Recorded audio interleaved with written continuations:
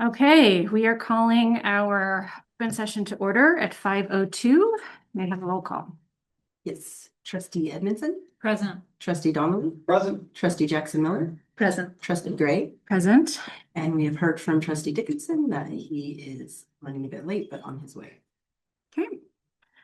Is there any public comment for closed session items? No. Okay, well then we will convene to closed session.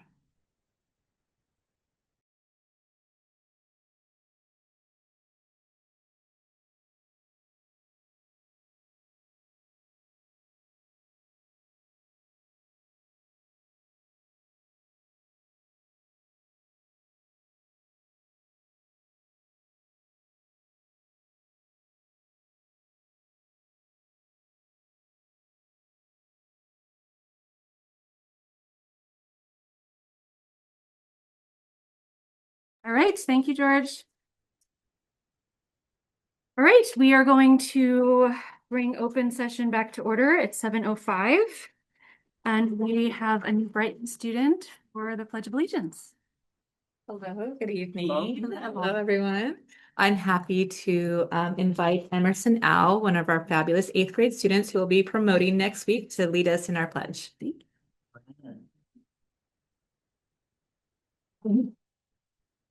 Everybody please stand.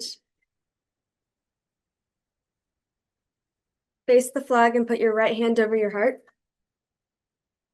I pledge allegiance to the flag of the United States of America and to the republic for which it stands, one nation, under God, indivisible, with liberty and justice for all.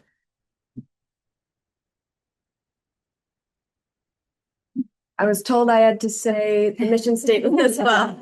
So staff, students, parents, and the community help ensure that each child develops the skills and character necessary for lifelong achievement and responsible citizenship in a diverse world. All right.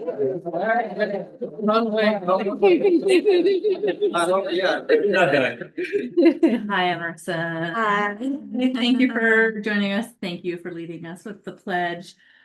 We always like to celebrate our student pledge leaders, and we have a certificate, and it says nice things about you from your teachers. Is it okay if I read it out loud? Sure. Share all the good news about Emerson. All right. Emerson Au is an extraordinary 8th grade student at New Brighton Middle School. She is a talented musician who is a member of our advanced band on campus and an artist who loves to draw and doodle wherever and whenever she can. She also enjoys cooking. Pasta is her favorite, and baking whatever she's in the mood for. Outside of school, she enjoys spending time with family. Some fun facts about Emerson include she is left-handed, enjoys making things like clothing, and knows a couple of party tricks. She also has 2 dogs and 2 cats. In the future, she is interested in utilizing her creative talents in pursuing voice acting. Overall, Emerson is everything we could ask for in a New Brighton Middle School student. She is kind, motivated, empathetic, and genuinely cares about those around her. Emerson consistently demonstrates the character, creativity, and leadership that make our school community so special. We are incredibly fortunate to have her as a part of the New Brighton Middle School family. Wow. Thank you for being here and letting us share all of these wonderful details about you and for starting off our meeting in such a positive way. I'd like to invite you on up to come get your certificate. And then is it okay if we ask you a couple of questions? They will be friendly questions. Sure. Thank you. Thank you so much. And then also we have goodies. I know you're in 8th grade, but still there's some cool stuff in here if there's anything you'd like to pick out for yourself. And I don't know if you have any siblings at home besides the furry ones, but if you have any human siblings and want to get anything for them. And then team, you might have some questions. Sure, And then another one, we have a gift certificate to Two Birds Books, which Thank you. have you ever been there? I don't think so. Awesome little Check out store. the- Yeah, it's a great on little 41st bookstore. Avenue. Yeah. Yeah. You like to read too, right? Okay. Well, wanted to do some play on reading. You're a musician, so I was curious. I got 2 questions for you actually that I was kind of curious about. One, what kind of instrument do you play? If you have I played the alto saxophone for 3.5 years. sax, Nice. nice, blues and jazzy. Very cool. And my other thing that was very curious was the voiceover, voice actor. Like, how did you learn about Yeah. that or get into that? Is that different characters' voices or? just in the general vicinity. I have been taking like singing lessons and like stuff like that for a really long time. So I've gotten really good at doing other voices. So it just seems something that I might be interested in doing in the future. That's great. You project really well. Yes. Yeah, you Right, come right. across very, yeah, You? yeah, you're gonna do great. So with voice acting though, you have to have different characters, right? And how many characters can you do? You can do them all right now. We can do it now. Yeah. I can do a few. Like one of my favorites to do is like a text to speech voice. It's really fun to do though. Do you have a favorite voice actor? Hello. Sorry about that. Okay. I was wondering about your doodling. What kinds of things do you like to do? I can draw a bunch of stuff. I've been drawing since I was 4, and I just really enjoyed it over time. And I'm just glad that I was able to build my artistic skills over a long course of time. Nice. Mention your shirt. I made the shirt. Wow. Wow. That's awesome. I was noticing. It's interesting. Right on. Yeah. Under graphic design. Yeah. 2 dogs, 2 cats. Do they get along? Relatively. Okay. Who bosses who around? Cats boss the dogs? Yeah. Yeah. That's usually how it is. Yeah. Tails all the time. Very cool. What other clothes do you make? I mean, I've mainly been mostly interested in making these types of shirts. They're pretty fun and easy to make, and I've just been enjoying experimenting with that at the moment. I can sew, but I don't do it too often. Mainly just like fitting clothes that are too big or too small on me. It's really cool. It's really nice to have kind of a unique style in your shirt. And I mean, it could be another business venture if you have the time for it. It's really awesome. Yeah.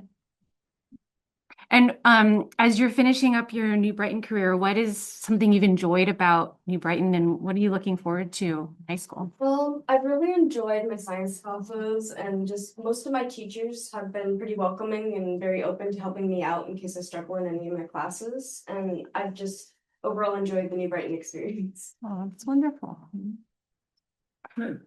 Well, it's just been a pleasure to meet you. Thank you for starting off our meeting. We'd love to take a picture with you and your family. If they want to come forward. See you over there. You're gonna be in the picture instead of taking it. We can't make you. It's up to Yeah. Yeah.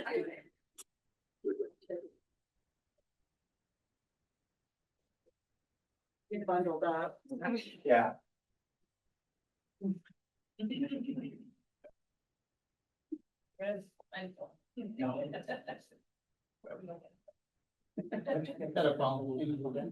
Okay. Oh, sorry. Oh, can we close the door a little bit? Just a bit, there's a big sun. The sun is right there. Thank you.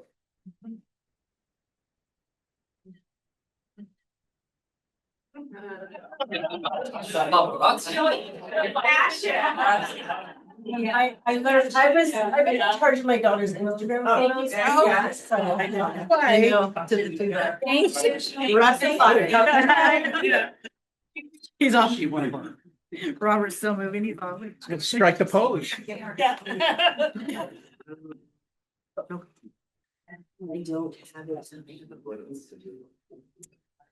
All right, that was wonderful. All right, next up is the adoption of the agenda. Is there a motion to adopt the agenda? I'll make the motion. Is there a second? I'll second the motion. All in favor? Aye. Any opposed? Okay. Report out of closed session. We had 2 IDT appeals. For case number 202627-02, the board upheld the district's decision to deny the transfer. In case 202627-03, the board overturned the district's decision. And then there was nothing else to report on the other topics. Can I just get the vote for The- these two The items? vote on the first one was 5-0. Second was 3-2. And then, who were the votes then? The yays were Robert, Callie, and myself. Perfect, thank you. Okay. All right, now we move to consent agenda. Is there a motion to adopt the consent agenda? I'll make the motion. Is there a second? What? Did we just do that? Yeah, No, that was the Consent. the overall agenda. gotcha. Yeah, I'll second. Okay, is all in favor? Aye. Any opposed? Okay, consent agenda passes. Now we move on to our next recognition item, which is the recognition of the 2026 Santa Cruz County Math Contest participants from our district. Are you kicking that off or? Yeah, so I mean, what a great opportunity that the county provides to show off some math skills. And we just really appreciate it because it takes an effort from the staff, it takes an effort from parents, and of course, it takes a great effort from our students. So we're just happy to celebrate everybody who made that extra effort. Let's hear who they were. Right. So we have students from Main Street and New Brighton. So we'll start with the Main Street names. Ted, you want to start?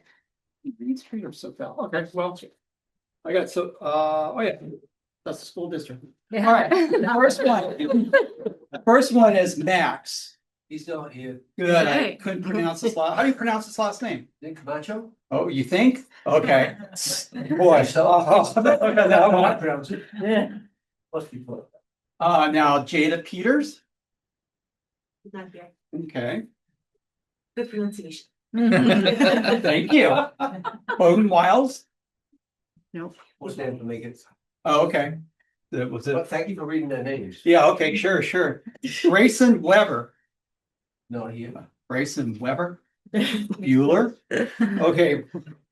Avila Sieber.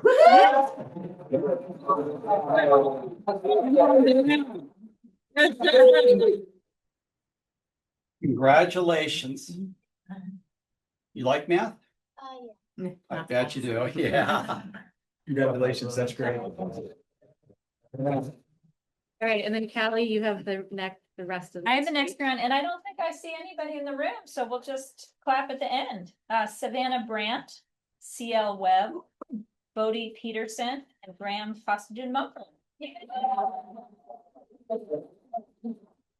I can take those and some more unless you want to do it yourself. That would be Pass them out at school tomorrow. Oh, yeah. I mean, I don't think I'll. There's either. one more from Main Street who I don't think is here, Anna Achmuradova. Okay. Yeah. Thank you. Yep. Yay. All right, I have the privilege of doing this for New Brighton. Leo Halbig. It's not here. Elena Post.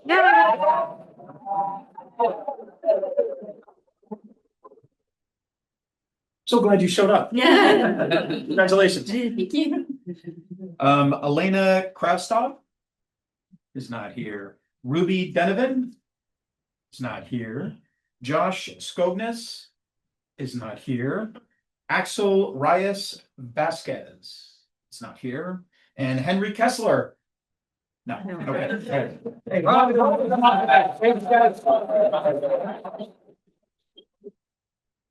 And I'd like to just acknowledge that we had Heather Springy as one of the teachers representing it. Main Street, along with myself, and then I know that there was Kristen Rinaldi representing you, right? Oh, that's great. Yeah. that easy. Yeah, thank you so much. There you go. Thank you for coming. It's a really, really wonderful showing. I'm so glad to see all of the students who participated in that. So thank you. And our next recognition item is the recognition of the 2026 SoCal Union Elementary School District retirees. So it's such an honor to recognize really SoCal Elementary School District royalty. These folks have been through multiple generations of students, and you can just feel the impact that they have on the community that will be everlasting. Two of our retirees are not here with us, I don't think. It's Sarah or Lori Bond. but I just want to acknowledge them. Both been in the district for many, many years, 24 years for Lori. And then Sarah had started as a volunteer in the 90s. And so these are just people, the unsung heroes that just make the district sing. And then we have 3 of our retirees here with us tonight. I'll start with Suzanne Denham. Yay, Suzanne. Suzanne's done so much for the district. I always remember when I started 10 years ago, hers was one of the first classrooms I visited. And I just was blown away by our writing lesson that she did with second graders at Main Street. It was so powerful and such clear and concise instruction. And then, of course, she's gone on to do lots of other things, especially around social emotional learning. And then came back home this year to get our upper graders at Santa Cruz Gardens a great education. So just once again, thank you, Suzanne, for everything you've done for the district. Next up. Yeah. Oh, yes. I mean, this was such an honor. I would say I came in '88 and I'm like, and I've been, it's amazing. This is my 30th year and I still love it and it's great. And I did great because I just like, in case you have them, I do have my 10-year. Yeah, you keep them. You don't want to go for 40? You know, if I can get the 40-year pin somehow, it would like. We'll figure out a way. But it was, and this is the first place I applied that I wanted a job, and I'm so excited I got to do it. So I feel like I grew up here. I mean, really, like you think about it, like I was coming out of college and like getting a job and being able to work here in SoCal because it was the small district, and I was like wanted to be in the small district, and I got the job and was like super excited to be here all this time. So Lucky us. Well, thank you.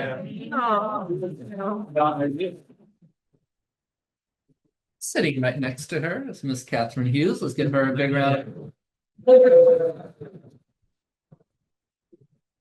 Dare I say a lifer in the most positive way. 33 years as a teacher, and if I remember right, you went to New Brighton or yeah. So kindergarten. Well, I went to Capitol Elementary. Yeah. When it was here on this campus. okay. I taught there. Yeah. I was there, but Wow. You know, teaching PE is not an easy job. You're out all day with students with high levels of energy, and I have just never seen Catherine where she isn't positive with students out there and just making them giving them an opportunity to enjoy physical education. So I just really appreciate the spirit you bring. Even after 33 years of being out there with them. So if you'd like to say a few words, please feel free.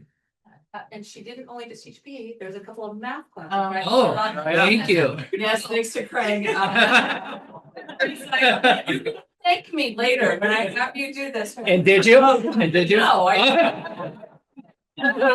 Still waiting for the Don't hold your breath there. it's just been a real treat to watch this school grow. I mean, it's just like I remember when I was in elementary school, this was our playground out here. Oh, wow. There was a wooden ship that had sand in it right there. Oh, yeah.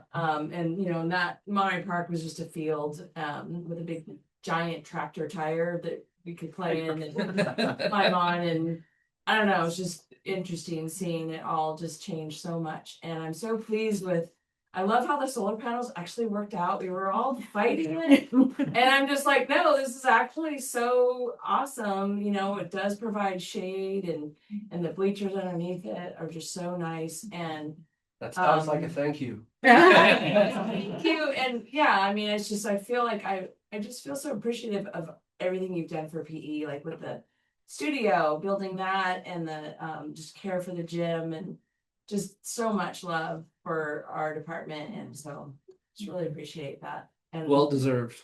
yeah, thank you. We got that bill 5 years ago, but at least you got some time. Like I only have to teach one unit on the field, and I was like, dang. But, all right. And last but certainly not least, we have a repeat offender here with us tonight. So Craig Broadhurst, I would say if I'm never sure exactly what our district colors are. We have different colors on our logo, but whatever colors they are, this guy bleeds those colors. SUESD all the way through and through. And has, as most of you know, has worked at every school in our district. Wrapping up his tenure being at Main Street Elementary. And, even though Craig can always, take a joke and everything, but he really served the district coming back, so when we give him a hard time about, being, coming back for a second retirement, he didn't ask for that. I reached out to him and he really helped us out at Santa Cruz Gardens as we were going through a transition. He was a great bridge to Mr. Albano there. And then through circumstances, we were on a tough spot over a summer at Main Street. And again, who was the first person I called on to be able to pitch in quickly? It was Craig, and he always steps up for the district. So just thanks for everything you've done for the district. You want to take 30 or 40 minutes to talk? Get started on this. Yeah. I'm just saying I'm thankful. I'm thankful. Yes. The district has provided a lot for me over the years.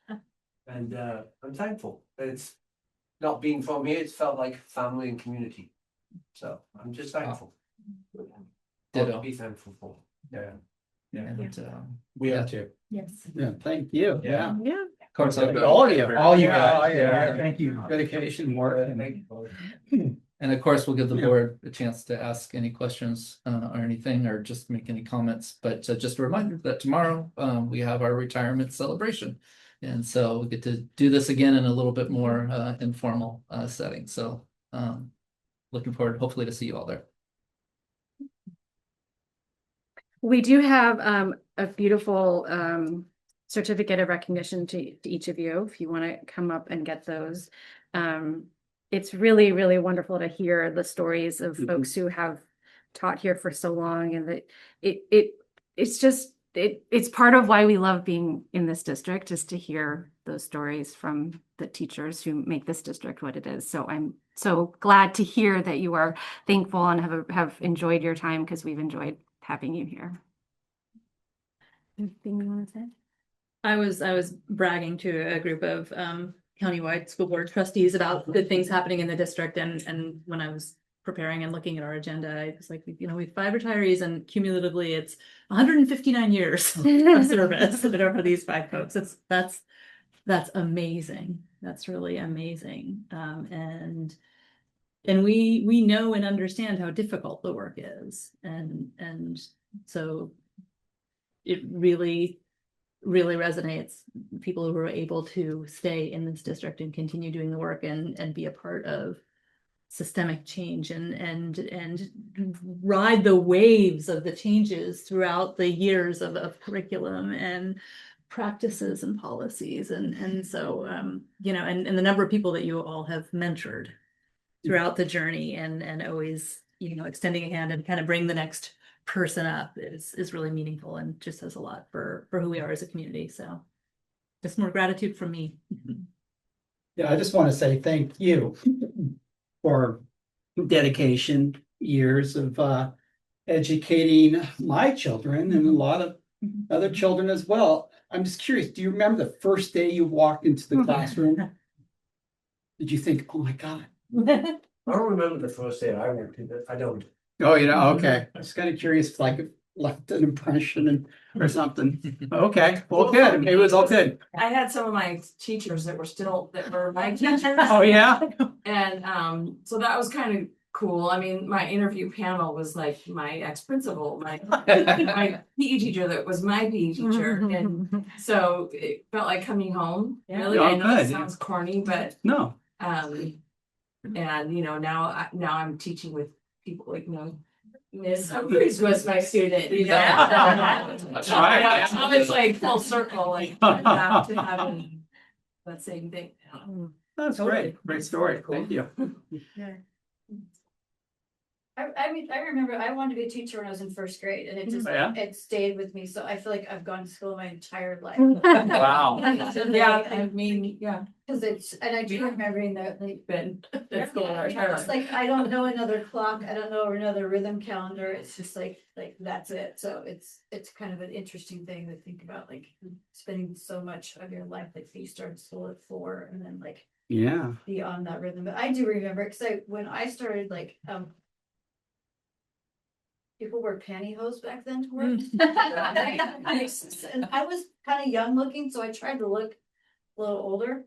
So I remember like the pantyhose and things like that, and like the glasses. I didn't really need them, but I do now. But I do remember like, and just being like, I was so glad I got to do this. I got to do it. I remember I was just happy to class, like friends I wanted, I was in school I wanted. It was great. I was like, and now when I know how long it takes the brain to mature, I'm like blown away that I was 23 and like now we know the brain does not mature till you're 35. I did. And I was like, no wonder. Oh, thank you. Story. Yeah. I just want to express such gratitude for your longtime service to our district. I mean, it just shows your enthusiasm and your dedication. And I bet that, you know, you're all that time you spent in education and with kids, and it was, you know, just the putting your heart into it. And now retirement, I'm curious, like, what's next for you? What are you excited about next? Greg will be back next year. Yeah. I'm just waiting for a call from Scott. Keep your phone handy. Yeah. I don't know, I've already been retired for 6 months before. What I found was some days it'd be 12 o'clock and I hadn't done anything. Yeah. And feeling like, wow, I just wasted half a day. So I think it takes, I've got lots of hobbies, but when you have lots of time, I don't think you use it as wise as when you have things to do, like showing up someplace at 8 or 7:45 a.m. So I'll just slowly flip back into doing more hobbies. But I will be probably subbing in January next year because one, I like to supplement my retirement, and two, children keep you young, and you know, they need strong, positive adults around them. So I'm yeah, I'll keep my foot in the game some way, somehow. Yeah. Awesome. Well, I have a European river cruise book. I'm excited about that. That's how to retire. I purposely did it in September. Yeah. And so it ends with Oktoberfest in Munich. So I'm really excited. Wow. Oh, Yeah. But I also want to get like some kind of little job because I feel like Craig, like I just can't be stagnant. I'm like way too ADHD. Like I would go crazy at home. So I do want to get some kind of little job. I don't know what. Maybe I'm folding clothes at Costco. I don't know. I'm joking about it. But it's like I feel like I'm manifesting it. There you go. It's like a joke, but I don't know. Anyway, so we'll see. The job would be done. Yeah. Yeah, be completion. Yeah. Friends. So you see me at Costco. Yeah. I just want 2 weeks where I don't have to plan anything. I know I will do something. I have plenty of hobbies too, that I never have time for, so I just feel like I just want like 14 days where I don't have to do anything. And then people say, what are you gonna do? I was like, I wanna do nothing. And then we're professional planners, so we plan schedules for other people and schedules for us to make a schedule to make sure we get them on schedule. So I feel like I don't have a problem with having a plan that just, you know, I'll call you at 8, like, you're still supposed to stay on your sleep clock, right? Remember, like, you need to stay on your sleep clock for your health, for your longevity. Still get up at 6. Yeah. Sounds like you're gonna get like a retiree group text, like everyone up. And I'll just echo what everybody else said. I had 2 kids that went through the system and have been with each of you guys, and from me and them, thank you guys very much. You know, they turned out okay. Like, yeah. Well, if Craig, Suzanne, and Catherine, if you want to come up and get your beautiful certificates. Oh,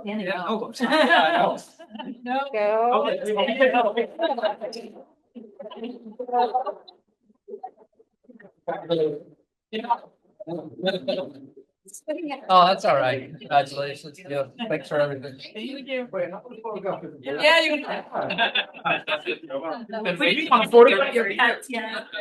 I'll stand in the back. Years ago? Probably.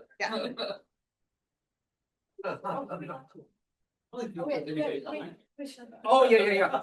You got my job. And don't you wanna like perch in the back here? What's that? I know if it's okay. All right. It's all right.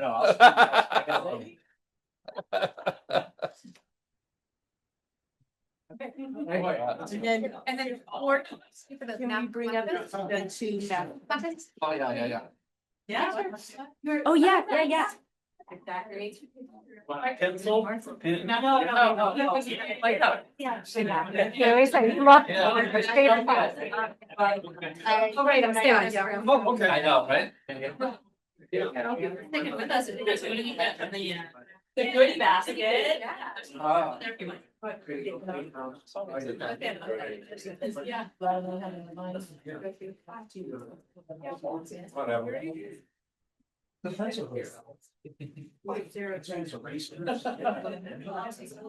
share it for the man.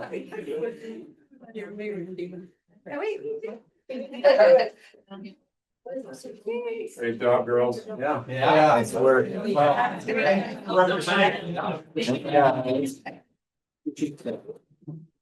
All right. Hey, I do want to say one thing about Craig before I leave. Turn off the camera. As a parent. Yeah. We saw a lot of principals come through Main Street. Yeah. And I've been part of Main Street for 11 years. And this is our last year at Main Street, and we couldn't have been more happy to have Craig lead on campus. And I want to say on the examples of your behavior. And your behavior is this: if there was a piece of trash over there on the ground, you were always the first to pick it up on campus every single time. And when kids would do something extraordinary where they're not being seen, you're the first one to see them. And the kid who would busk, and then you encouraged him to become a musician. And you just demonstrated so much great leadership. And I don't think you don't know one parent's name, and for sure you know every kid's name. Every kid feels seen. Means a lot. Wow. Wow. That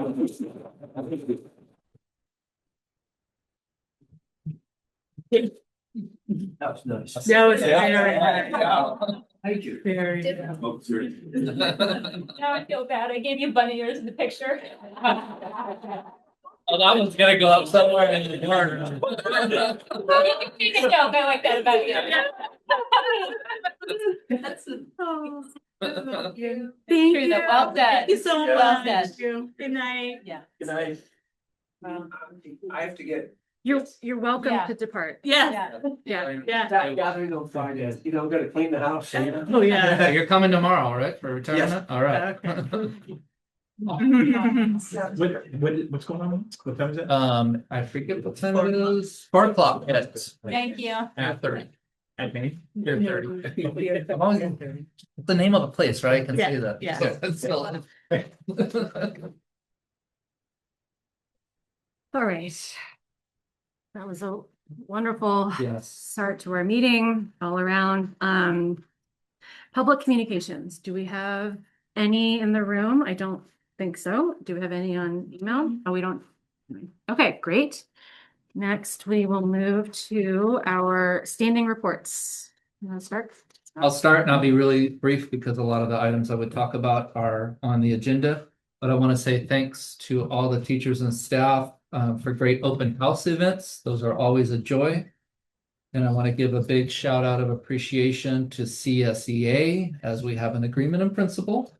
Still has to be ratified, board approved, of course, but we have a tentative agreement that's in process for those. It's really great working with everybody on CSEA, just like it was with SCA. But I want to start with their president, Enrique Domo Jr. And I also want to thank our CBO, Allison, for being the district's chief negotiator for classified bargaining. That's all for me. Yeah, I have a few. A few weeks ago, I had the chance to represent our region at the AXA Legislative Action Day in Sacramento. I was joined by about 250 administrators from across the state. And we had great meetings with Senator Laird's office. And are looking forward to continuing that work and advocating for education at the state level. Also, I serve on the Student Services and Special Education Council for the state via AXA, and we had our third and final meeting. Some of the trends, that we discussed that are occurring statewide are not surprising. The increasing cost of special education services, etc. And we talked about that doesn't make the need any less important. We just have to get that much more creative in terms of how we're meeting it. So I appreciate being able to participate in that council and bring that work back here. Enjoy our elementary open houses. You all in a few previous meetings had asked about interns, right? We're trying to do more with less, and we took that seriously. And so I'm pleased to share with you that we will have a school psychologist clinical student joining us next year. We'll have a speech and language pathologist intern joining us, and we will have at least one counseling intern, probably two. And so we are excited to invest in the workforce and help those folks in their career. Two, it benefits our students, and so we're working hard at that. I want to thank SEA for their input on the PD calendar and the assessment calendar. It's been a work in progress, and we have a draft that we're really excited about. And that's all for me. Okay. And then I would also like to echo that I'm excited that we have settled the CSEA. So I'm looking forward to getting all that wrapped up and all that going. Just finished up payroll today in the retro, so that's exciting. So that went great. Back to school, our open house was nice. Got to go to all 3 sites, so it's always nice to go into each classroom and see all the artwork and everything that the teachers have done with the students, because it's always super exciting and there's great projects and so forth. And other than that, just been working on LCAP payroll and starting to listen to all the governor's budget proposals, the new ones that are coming out and so forth, keeping up on that. So that's all I have. CSCA? Is there? No. Okay. Anything from them on email? No. Okay. SCA. Good evening. We'll be a board meeting without you. We have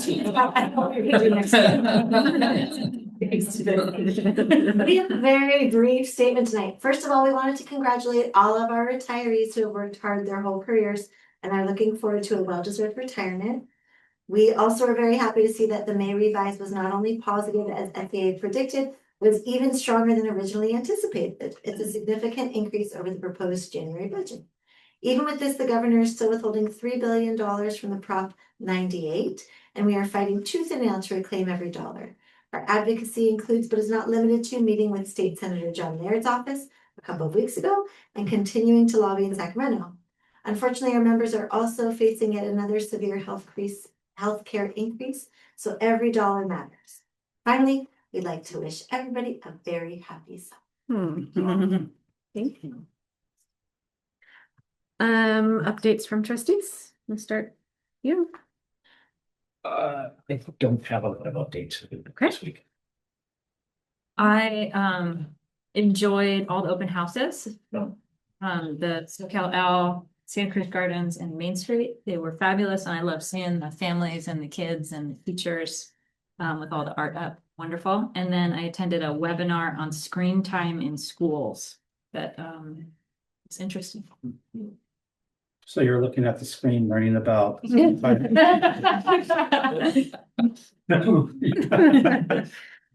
I have nothing to report out on except for thank you for the artwork in here and making the boardroom a little bit more colorful. I'll be quick and just report, yes, out on some activities the last couple weeks since we met. I had the pleasure of being able to attend all the open houses and yeah, just it's so awesome seeing the transformation between back to school night in the fall and the open house in the spring. And it's such a fun and relaxed community spirit event. And I love the way each school. See, now I'm being long-winded. I'm sorry, Jen. I know. This doesn't have to go into minutes, but like I loved that I could see like a map. It was called Polly Pockets, which was really cute or something like, right? I saw it in different schools. Like there, so Yeah, you see yeah, threads of commonality, but also the like special unique flavor of each school. Anyway, such a good feeling. We had a joint leadership committee meeting. I think that was last week, which is just a nice casual gathering between president, vice president, superintendent, and mayor and vice mayor and city manager of Capitola to keep those lines of communication flowing and open. That was great. I had a Santa Cruz County School Boards Association meeting earlier this week, and then the pleasure of attending the Queer Youth Leadership Awards about a week and a half ago with Scott and Carissa, and being able to honor and celebrate our youth and community leaders there. Awesome. I also enjoyed, I went to the SoCal open house. That was the one I was able to make, and I just enjoyed seeing the TK in the kindergarten rooms and how they are so full of life and just really helping those little people grow and think about so many things. There's play. There was in one classroom, they had the webcam on the owls and the baby owls, and it's just thinking about all their senses and their brains. It was really wonderful to see sort of all the attention that those TK and kindergartners have. And then the joint leadership meeting that Amanda talked about. One thing I wanted to share is it sounds like the city of Capitola is starting to think again about what they might do at Monterey Park. So there's a survey on their website. I think they're thinking about maybe some kind of small play structure. So spread the word, have your voice heard about what you might want to see there or not see there. So that's all I have. Okay. Now we are on to public hearing and proposal for increasing school facilities fees, developer fees. Yeah, so for this public hearing, we haven't increased our developer fees for quite some time. So we thought it'd be time to kind of get up to speed to where they are. Usually each January, they release an updated developer fee amount. And so we decided to go ahead and take advantage of that. We'll talk more about it when the item is up later on in the agenda. Is this a moment where if there is public comment is there any public comment on this public hearing for proposal for increased school developer fees? I just have a question. Can you explain what that is? Yeah, so anytime there's any new residential construction or commercial construction, the district gets a portion of the developer fees. There's a 65%, 35% split between us and city schools. I see. And so with that funding, it's meant to be used to expand the facilities. We can't use it for maintenance or anything like that, but we can use it to create new buildings, modernize. So similar to bond. Similar to bond, yeah. Okay. Thank you. You're welcome. Great question. Are there any comments? Nothing on email. Okay. Now we'll move on to our presentations. So we have a presentation from Cradle to Career, our community organizer, Cristal Medina Geronimo and Julio Neri Andrade, or just, yeah. Yeah, we are. Yeah.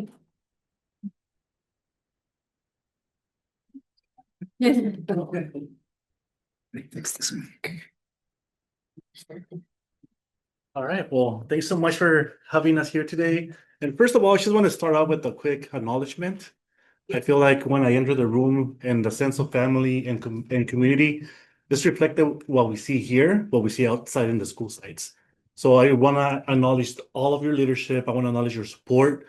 And also want to bring back the messages from our families that they hear that the message that I'm sharing also comes from them. Because I mean they're more connected. You will see it through our presentation right now. They feel more welcoming to the sites as well. But it's based on the family and community that you guys build here. So I just want to acknowledge that as we start. Okay, so first of all, I just wanted to, reintroduce myself. My name is Cristal Medina Jeronimo. I'm the community organizer with Credit to Career at Soquel Elementary.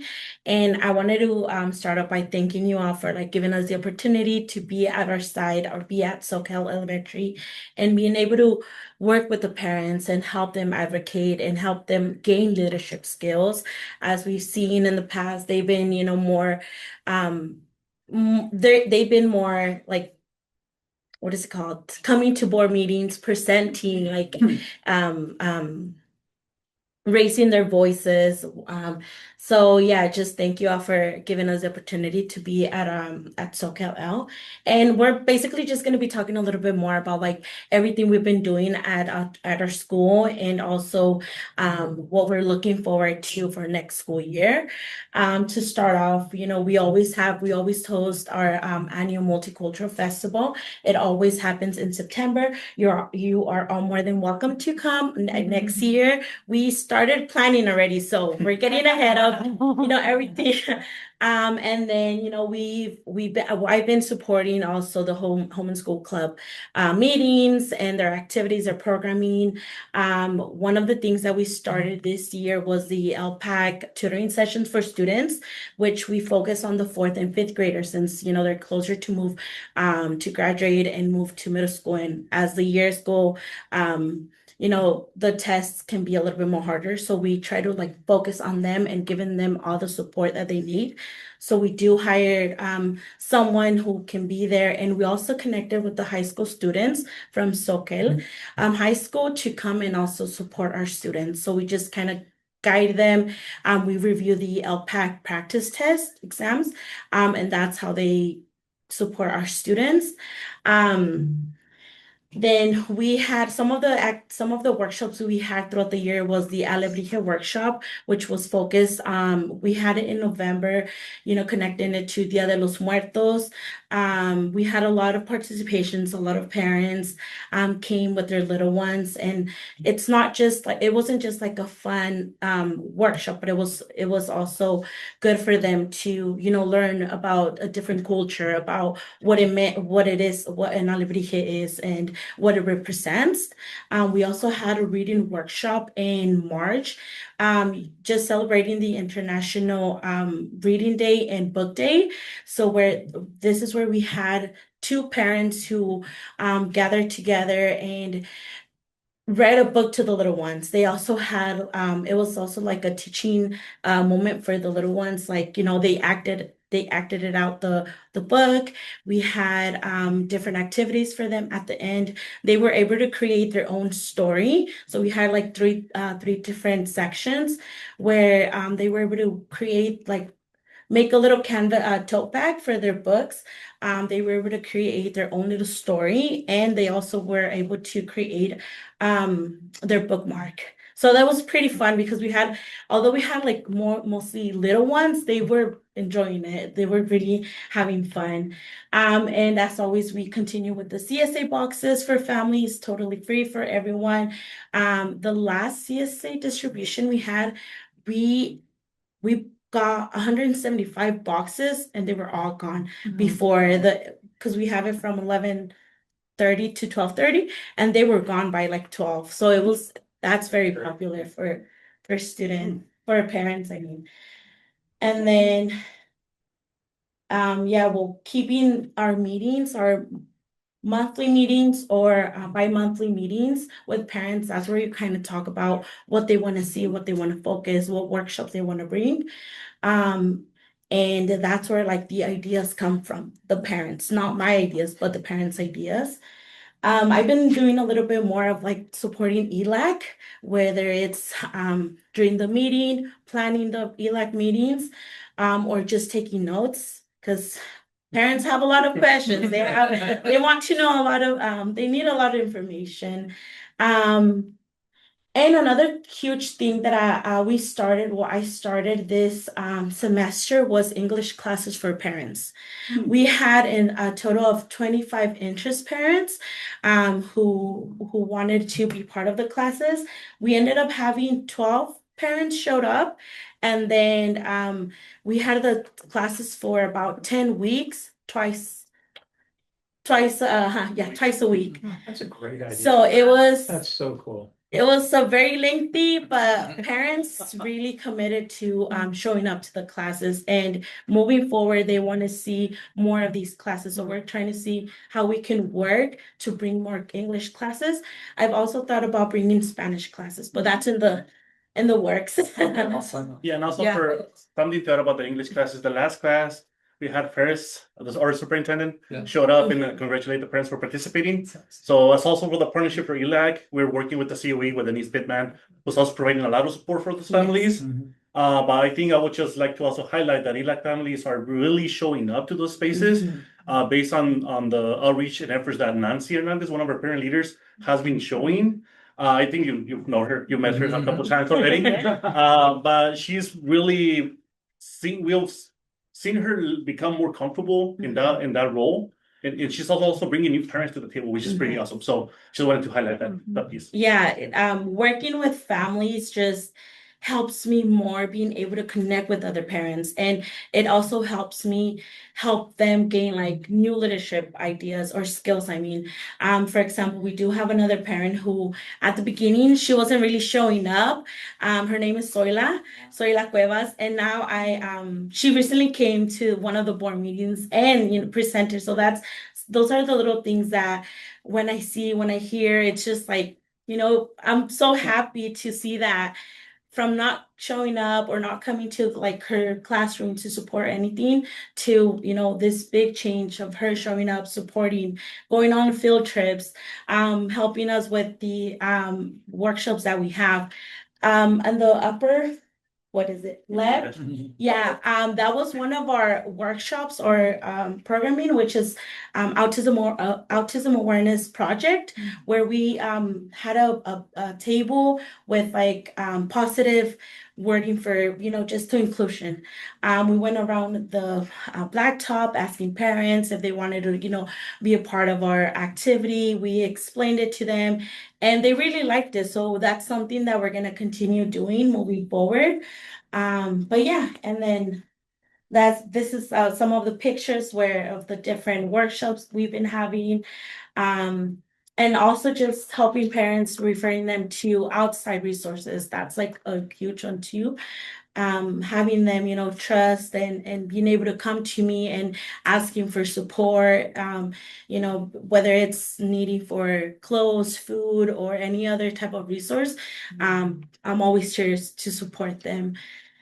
And sorry, I talked too fast.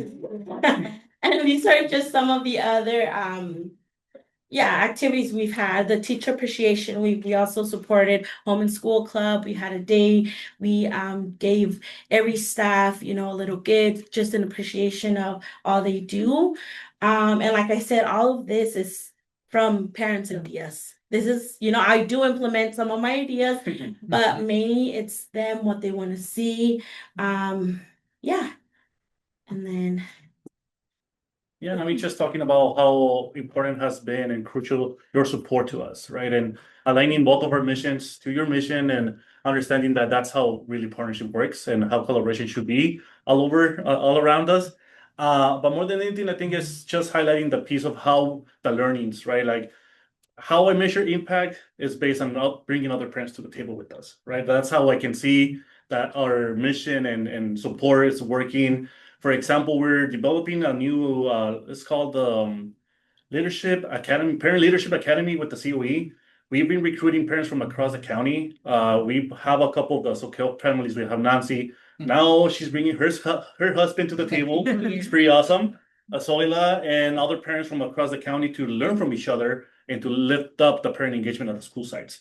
So our mission for that specific project is to leverage the opportunity for all the parents to get involved and also learn from each other and take what they learn back to their site and implement it at their site. So that's something I'm going to share with all of you once, because they're going to be an actual official graduation with the COE. They're gonna be doing that all over there. So I'll make sure to share it for you guys to join us. Yeah, that'd be great. And then lastly, continue our commitment. Like I said, I feel when I first started this role, I wasn't really sure or aware of like what I was getting myself into. But this far, since I've been here for almost 3-4 years, just being able to support parents, like I've said before,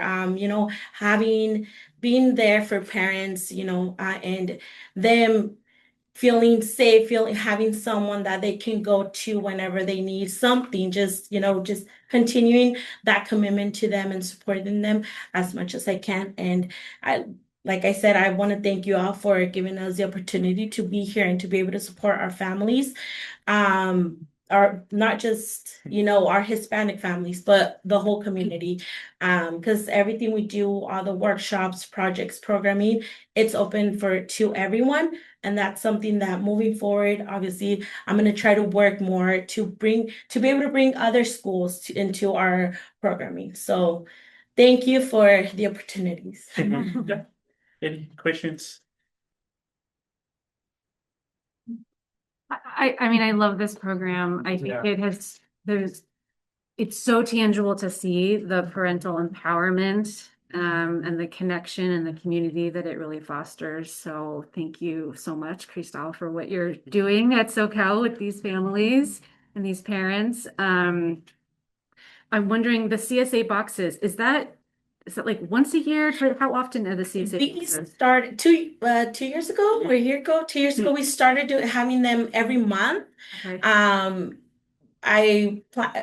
It was like on November, before Thanksgiving break, December before winter break, coming back in January, February, March, April, like before we would go on to holidays. Okay. This year I did stop in March, February, just because we were going to start the English classes. But one of the other ideas that Nancy brought to me at our last meeting was to reconnect with the Second Harvest Food Bank and see if we can finally open a distribution near our community or our SoCal. So, but yeah, we have them before the holidays.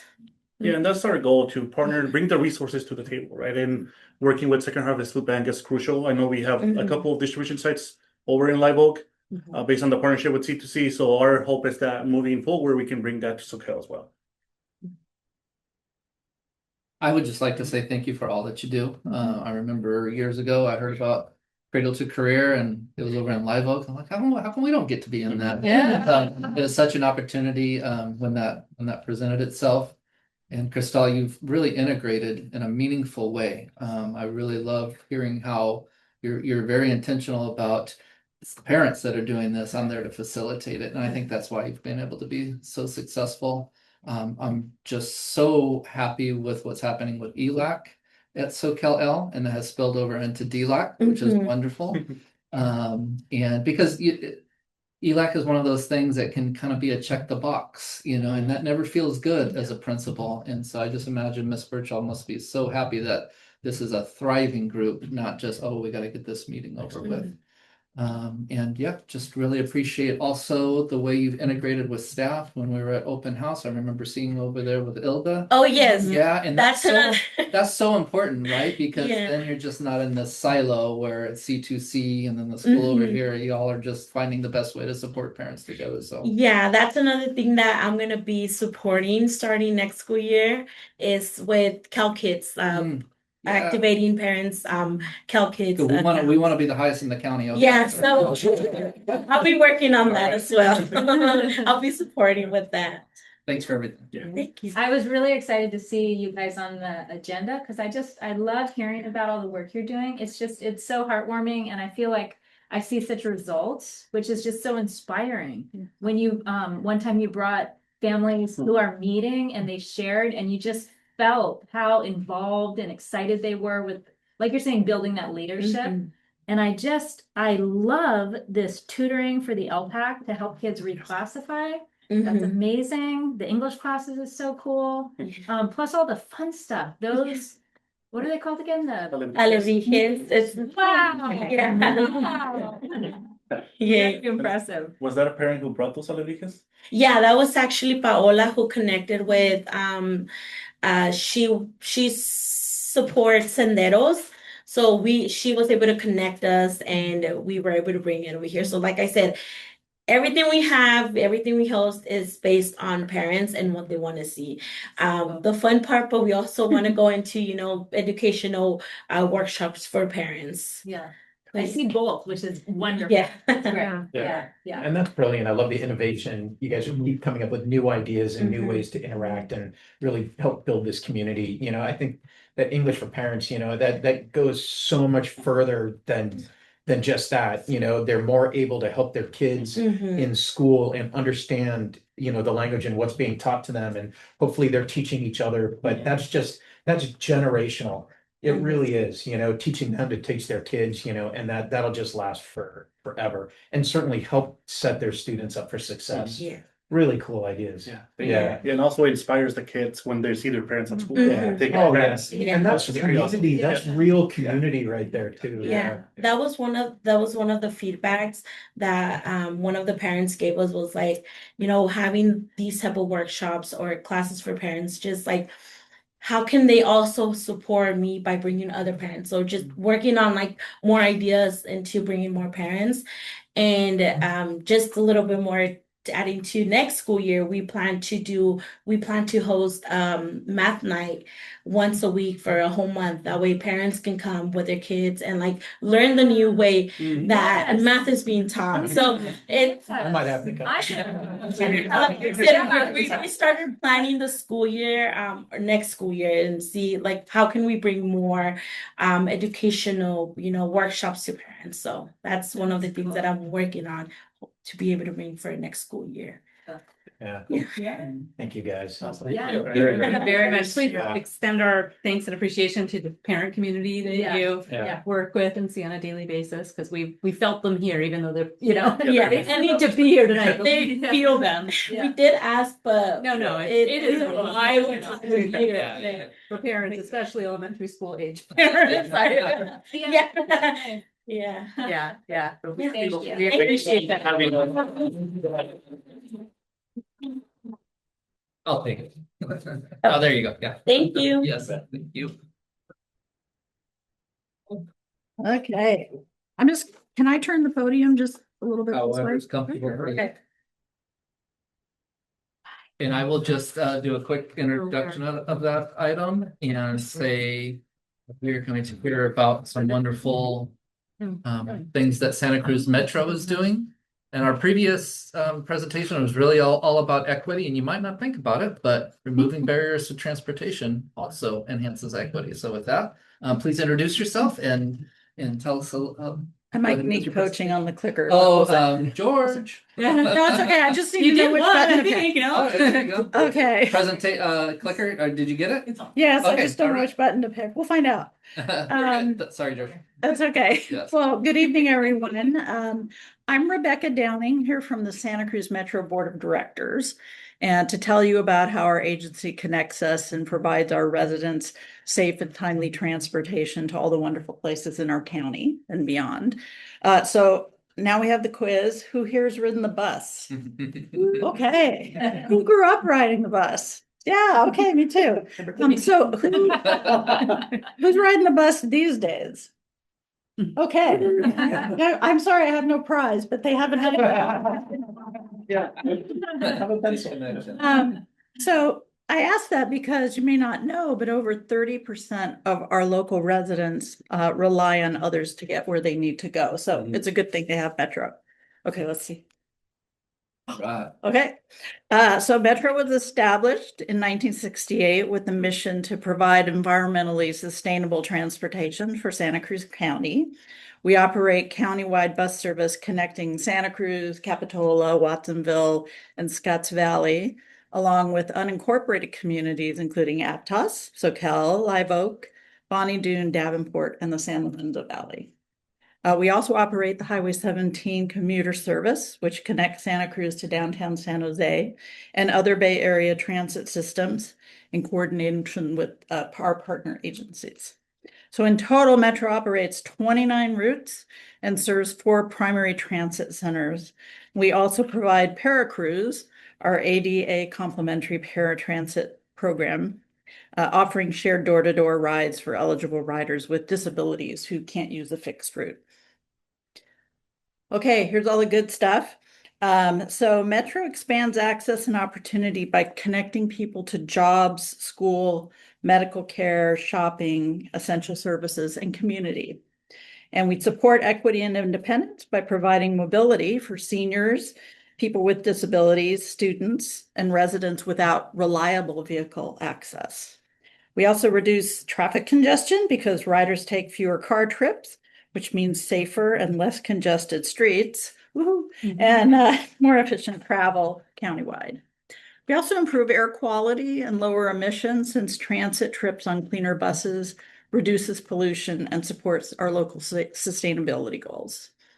And it strengthens the local economy by supporting local businesses, making it easier for employees to get to jobs and customers to reach stores and services.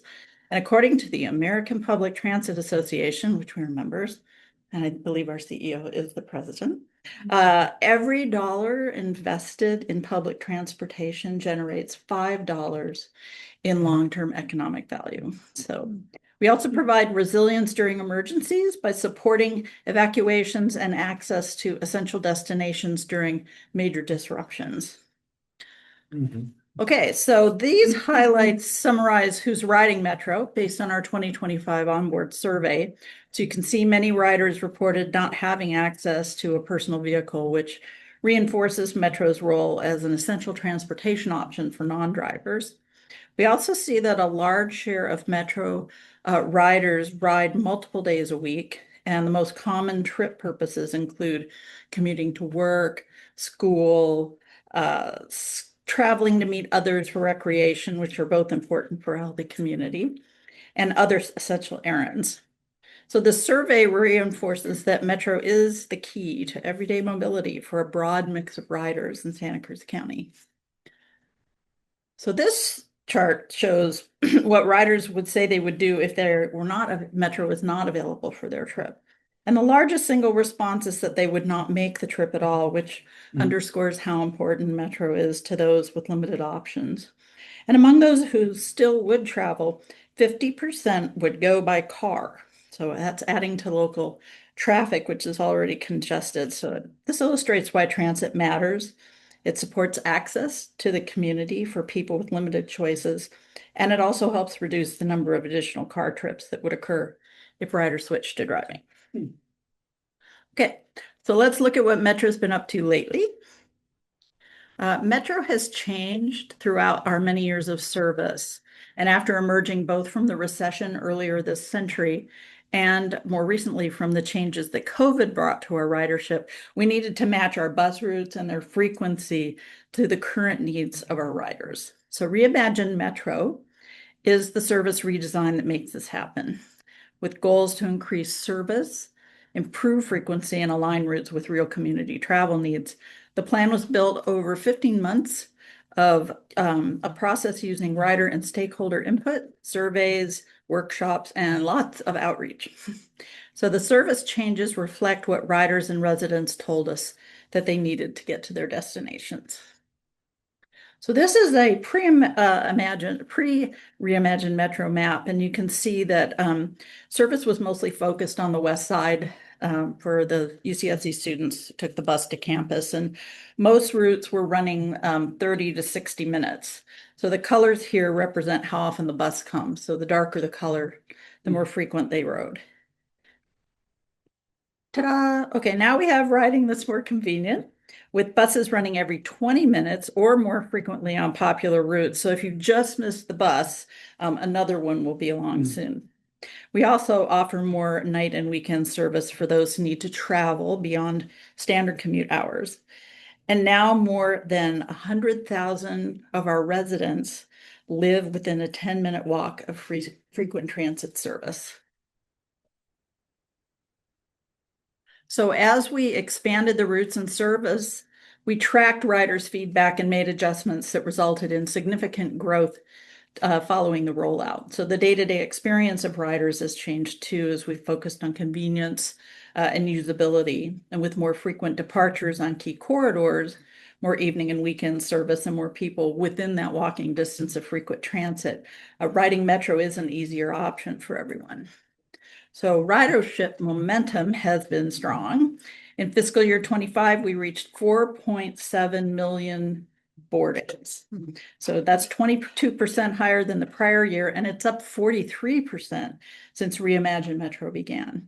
So we ended fiscal year 25 at 94% of pre-COVID levels, and we are on pace this year to end just about 10% above pre-COVID levels, which is a little bit unique for a transit agency. So we're pretty excited about that. Okay, here come the goodies. So our Youth Cruise Free program began in 2023, and parents love it. They love the independence it teaches their kids. They love that the buses are safe and our operators are kind and helpful to their children. And they love saving gas and not having to chauffeur their kids around and getting stuck in traffic. And more families are now riding the bus and taking their kids more places because the Youth Cruise Free program saves them money.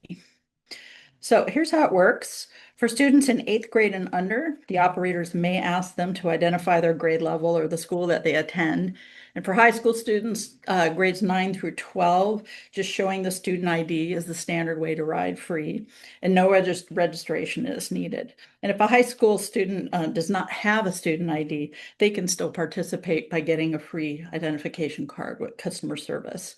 It's also important to note that it's really important for parents to understand that if someone is under 46 inches tall, that they might want to ride with a parent or guardian, and that's at their own discretion. A lot of times it just depends on what grade the kid's in. They're just because they're not as tall as others. But our Youth Cruise Free program removes transportation barriers for students and families, and it cultivates a lifelong habit of transit usage. So it broadens opportunities for all youth, especially those in historically underserved communities. So this map shows where all the county schools are alongside our bus routes. And some appear kind of clustered because they're just really tight in there next to our different routes. And we cover 90% of schools. 67 out of 74 schools have a stop within a half a mile. And here's just a list of all the schools and which routes serve them. And it's pretty cool because, you can see from this overview how many schools we serve and how many students can ride the bus for free. So if you've been downtown recently, you may have seen buses circling the block of Front Street and River Streets. And this is a temporary transit center location Metro's using until the completion of the Rotkin Transit Center, which is Metro's primary downtown hub. That's named after Mike Rotkin, Oh. long-serving board member on Santa Cruz Metro, yes. A mentor. The new transit center, along with 126 units of affordable housing in a net zero development, was funded through a combination of state housing and infrastructure grants. And construction began in February of 2024 and is expected to be completed by the end of this year. And the Watsonville Transit Center redevelopment, which is in the design and engineering phase, will create a transit-oriented net zero development with more than 79 affordable units above the rebuilt transit center. And the project also includes 2 routes with 15-minute service between Watsonville and Santa Cruz. Wait, did you say 15-minute service? I'm sorry? Did you say 15 Yes. minute service? Yes. So you go out every time, 15 minutes bus. I was like, don't Yeah. don't quote me on that one. I see, every 15 minutes. I happen to work in Watson. We can't even do it. So our county actively supports zero emission vehicles and participates in the Central Coast Zero Emissions Vehicle Strategy that it's a mouthful. It prioritizes charging infrastructure and policies. So Metro aligns with this priority by working towards procuring a fully zero emission fleet by 2040. So this is including our hydrogen fuel cell program of 53 buses to serve alongside our battery electric buses. And hydrogen was selected for its range, its faster fueling, its resilience during power outages, and it had smaller infrastructure footprint compared to the large-scale battery electric charging. We also purchased property in Watsonville for the future South County operations facility that was destroyed in the Loma Prieta earthquake in 1989. This will improve efficiency and resiliency while continuing to support emergency response when needed, as we did during the CZU fire and the Pajaro flood. Our employees will be happy too, because a lot of them live in Watsonville and outside of our county, so they won't have to come all the way to Santa Cruz to get their bus to go to Watsonville. So we're also moving forward with the Rapid Corridor Study safety improvements along Soquel Drive with bus stop, bike, and pedestrian upgrades. And its design begins this month and construction will start in late 2027. And you might have seen some improvements along Soquel Drive that the county, so we're just coordinating that with them. We'll have a cool transit bus priority signal with the red lights.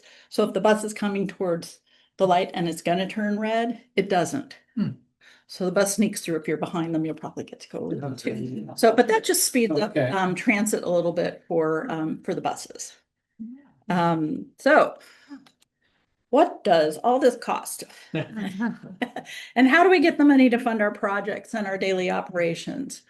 So whenever a community member wants to learn, I know it's a tiny chart, to learn more about how Metro manages its finances, we direct them to our yearly budget. It's easy to read and clearly shows our funding sources and how we manage our expenses. And when I first joined the board in 2022, I was given this glossary of terms for transit, including the ones that you see on this pie chart. Yeah. And I do know many of them, but I have to look them up periodically. But they're all good things. And what I was surprised to learn was that the passenger fares, you can see on the bottom, they only cover 12% of the operating costs. So the rest comes from grants and sales tax measures. In fiscal 2025, roughly 2/3 of operation funding like salaries, tires, utilities, fuel, and near all capital funding was for some projects that I shared earlier came from grants. So formula grants use quantifiable factors like population size, geographic needs, and other factors to calculate exact funding amounts. So it's ensuring predictable distribution without competition. The competitive grants are unpredictable funding sources that rely on Metro staff to secure. And we also received 16% of the 2016 Measure D revenues in combination with the 1979 Measure G funds totaling 41% of our income that you can see there. So Metro has been very resourceful and careful with our budget. We repair and even fabricate parts for buses, allowing them to operate well past their expected lifespan, some now with over 1 million miles. Buses aren't supposed to last that long, maybe half. The beautiful bus wraps that you see around town are actually less expensive and better for the environment than using paint. We buy secondhand buses, secondhand bus stops to save money while still meeting our service requirements, but it's not enough to serve the future needs of our community. So Metro's committed to paying a living wage to our employees, which saves money for the agency because turnover rates are lower, so hiring and training costs are reduced. But these and other operating costs keep rising, and long-term operating and grant revenue is uncertain. Most grant funding is restricted to capital projects, like those that I described earlier, not the day-to-day operations. The local sales tax revenue, our primary source of funding, from Measure G was passed in 1979. So think about what your PG&U bill was in 1979. And Measure D in 2016, they've increased, but not enough to adjust for inflation. So without sufficient stable operation funds, riders will see service routes and frequency reduced by 40%, including the K through 12 student rides, and seniors and people with disabilities. And Metro would have to lay off over 100 employees too. So a citizens initiative called Friends of Santa Cruz Metro is currently in the process of collecting signatures to put a measure on the March 2028 ballot. And that would provide the revenue required to maintain the current service levels that the community has come to expect and rely on. So our board of directors has been presented an alternative service plan if long-term funding solution isn't secured. So to balance the budget, this approach assumes a roughly 40% reduction, like I said, driven by a combination of frequency reduction and route eliminations. And that level of reduction would also affect our staffing. We probably lose about 31% of our staff, which would affect all the programs, including Youth Cruise Free and even our para cruise rides. So we can't predict world events and the price of fuel or what the federal spending on transit will be. So we constantly review what we can do. And we've already reduced or eliminated spending on all non-essentials that are not, and we're not filling open positions to maintain that service until the spring of 2028. So there it is. So Metro is certainly facing some major challenges in the near future, and we do everything we can to make sure that buses keep running and our residents stay connected to one another. I want to thank you for your time this evening and support in of our agency's work. We appreciate the opportunity to share what Metro is doing and the service we hope to continue to provide to the community. Thank you. Do you have any questions? Yeah. Thank you, Rebecca. Yeah, I kind of back to the students. So K through 8, how would they identify or have identification for that they are a student? Are the bus drivers like, okay, this kid's, Well, they're kids. Yeah, but it says there they may be asked to show identification. If that age group, they just want to, they might ask what school they go to. Okay. That's all. And then if a parent rides with the child, the parent pays? Yes. Okay. But the child doesn't. No, Yeah. So you answered a little bit of this. I was wondering how long a bus lasts, which you answered, but how long does the battery last? And in terms of hydrogen, like is it a stand where you get hydrogen or something? I'm not familiar with hydrogen. I know a lot about it. When I voted for this, and the price of hydrogen is actually not inexpensive. And because of the change in administrations, some of the programs for funding hydrogen production in the state were withheld. So we're trying to work on fixing that at the state level, but it is expensive. But a hydrogen bus, if you can imagine, we have the battery electric buses, and unfortunately I don't know all the answers to your questions about that, but because I'm on the board and I know I could drag Margaret. Hey, I know the feeling. Yeah. I've got Scott. Yeah, I was on the board for about 20 minutes before we voted for the hydrogen buses. And it was really exciting afterward. The public thought we were crazy. But when we had the fires and when we had the floods, those electric buses take a long time to charge and they're heavy. So the hydrogen buses, they can last a lot longer. It's a liquid hydrogen. So we have a temporary fueling station that we put in our operations building on downtown. And then we're going to move that one to Watsonville when we install the permanent one. So we'll be able to fuel in both places. It's kind of cool. The only thing that comes out of the tailpipe is water. Yeah. You know, those old steam cars. Yeah. It's kind of funny because you feel like, wow, there's like a fog bank coming out behind the car. So it's pretty exciting. It's quiet and they're fun to ride, but we're just hoping that the cost of the hydrogen comes down. Just working really hard on that. And when these buses that have over 1 million miles, I don't know if you're familiar with the Volkswagen lawsuit, but when we killed the bus, which we have to like break the block, and we'll apply for a settlement from Volkswagen to cover that. So so we're going to get a little money out of that, but we have to sort of introduce the buses as we go and then pull the other ones out of service. And over by the university, you'll see we have those articulated buses too. And we did get, I think, 6 hydrogen articulated buses to take care of those. Great, thank you. On the ballot measure, how are the signatures coming for that? Is that looking promising or? So I'm going to step out of my board of director position now into my Friends of Metro hat because it's Oh, very yeah. important that we Yeah. don't do both. So the latest report was about 7,300 signatures and 12,500 are required by August. There was a deadline that they were trying to meet but didn't because you usually plan about 6 months ahead or more for one of these. And there was about a month of getting up and rolling. So it's continuing. Unfortunately, it will have to wait till the 2028 spring election because we're not going to have a special election just for that. But it does give Metro time to come and do presentations to you about what we do because we're pretty quiet. You know, we just run down the road. We don't make a lot of excitement. But I think, especially after starting my tenure on the board, is that, you know, Metro's sort of like the blood or the fluid that keeps things rolling because when we're in our cars, we don't think about the bus much unless it's in front of us. You're right, It's yeah. in our way. And when you see, say, 8 people on a bus, well, that's 8 cars that are in front of you.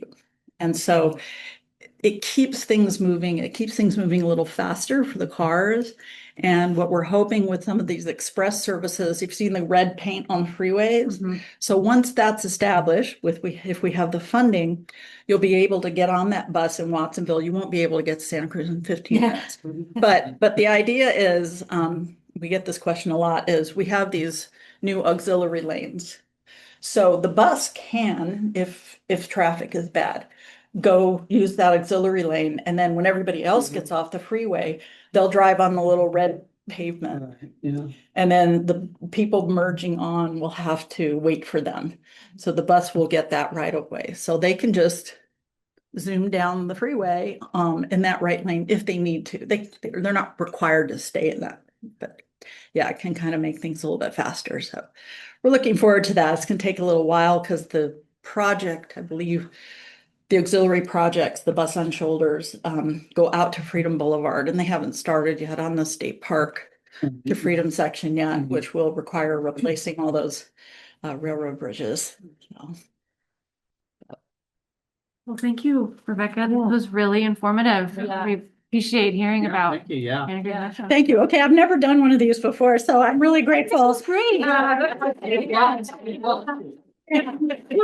I am your county representative, so most of the people on the board are elected officials because they're from the cities. They're on city councils and they're county supervisors, but our county selects 3 people from the county to represent an incorporated county. And I'm a big champion of the unincorporated county because over half of the people in our county live in the unincorporated areas and we don't get the funding that other municipalities do. So I'm fighting that every day when I get to Metro board meetings. And if you have any questions afterward, you know, so Friends of Santa Cruz Metro, if you're interested in the ballot measure, there's a website, and then you can always just write to Metro, and staff is really quick and very thorough, and we get all kinds of questions, you know, and all sorts of comments, and we're just happy to answer any of them. And we're happy to come back too if you want us to do a presentation for parents and families. I think there's one public comment. I just actually wanted to say that I have been writing the Santa Cruz Metro since I was 11 years old. And I remember it was like, I had such a feeling of independence because I could, you know, go visit friends, go downtown, go to the beach on my own on the bus. And I've been teaching 3rd grade 14 years now. And almost every year, we take at least one field trip on the bus because I want my students to have the experience of taking public transport because most of them have never been on public transportation. And so every year we've called the Metro to say, you know, we're going down to the Museum of Art and History, or one year we did the Museum of Art and History and the Museum of Natural History. Wow. Which took a transfer. And then a Capitola on the way back. So this year I convinced my great little colleague to also brave the bus. And so we just recently took it. And I just want to give you thank you letters. Always have such a great experience. This is on Santa Cruz oh Metro. my gosh. Yeah. Oh, that's great. I say your board meetings are a lot more fun than ours. Not every board meeting. 2 third grade classes and their thank you letters. Well, and from thank us to you you for walking the walk on this, Yeah. because I think that we don't think about the bus, okay, well, when all the parents are lined up to pick up their kids or drop them off, we just wish they'd take the bus. But, that's something that has to be shared with them and mentored into that. So thank you. I really appreciate that. Absolutely. I'm a It's big believer wonderful. in public transportation. Yeah, I grew up on the bus too, but in Honolulu, and I didn't drive till I was almost 21. Ah, So I didn't need to. Hmm. And I was at the dental hygienist with upside down with my mouth open while she was poking around, also telling me how much her 9-year-old loves riding the bus in San Lorenzo Valley, the Oh, great. 35, because Yeah. that's a really tough road. And parents just love that their kids are able to ride the bus there too. So. Okay, well, I'm gonna. Hey, Rebecca. Thank you. Thank you all. Okay, yeah. Yeah, thank you. Thank you. Open this? Yeah. Really got. It's like, is it? Sorry, Am I having a moment? I can't put that down. Look, it's 76 degrees. I know, yeah. What is that? Oh, yeah, it's 76. Wow. You got All right. All right, our next presentation or discussion is regarding update to board policy 51441, suspension and expulsion due process. So this is what I always feel is a success is when it's not a surprise. And so you all have actually seen a lot of this information. I presented recently regarding this, and so really what this does is brings our current board policy into alignment with the law that was already passed. The law came into effect in January. And so what I did, which was a little bit different from how we typically do a board policy update, is we never hoped for an expulsion. And if and when there is a situation where that's necessary, we want all of our brain and person power focused on how do we help. And so I put together that guide sheet, which I had presented to you previously, and that's attached to the board policy. I think it's especially important. It's page 91 in the docket, because a big part of AB 1230 is about the role of the board in the expulsion and readmission process. And so it gives some really specific guidance in terms of how you do that. Another thing that I think is important to share with you all is that I've been working with my colleagues across the county. We have a work group in which we are working to put together some template documents. And not template rehabilitation plans, because those really should be specific to the student and to the circumstance. But really are putting together a bank of evidence-based resources to help be able to draw on those things if and when we're the circumstance where that would be necessitated. So that is the meat of this thing.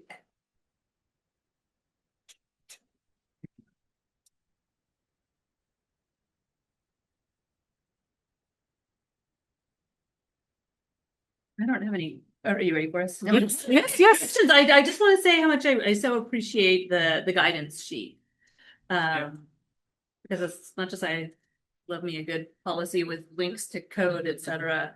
Something like this where we have such big responsibilities, right? Like it's really nice to have the more plain language, clear guidance sheets. I really appreciate that, but I don't have any questions on the policy.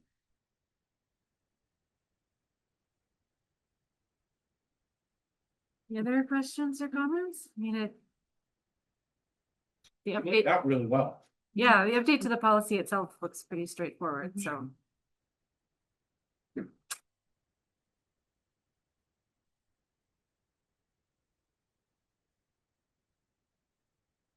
It does make sense to me, the addition of the off-campus behavior.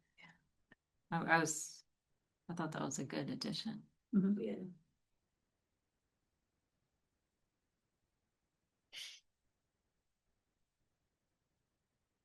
And maybe you could just explain, this is not actually in the policy, or maybe it is, and I just couldn't find it. It's in the status. It says,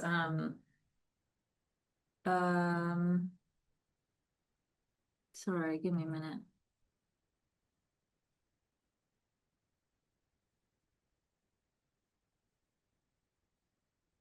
I'm sorry. Oh, okay. On a case-by-case basis to permit a student board member to make restorative justice recommendations to the board.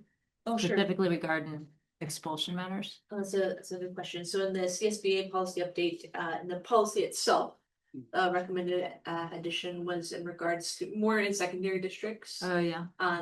It's possible in districts where there's a student board member to have specific procedures relating to readmission. However, but we don't have a student board member. So that was in the status update from CSBA, but we didn't include that in the policy update since we don't have that. And it's only that role, a student board member. Correct. Yeah. Okay. Just one little follow-up question. I know in that it said boards are now legally obligated to provide assistance to kids before we deny them coming back, and we have to legally prove it, right? We have to document that.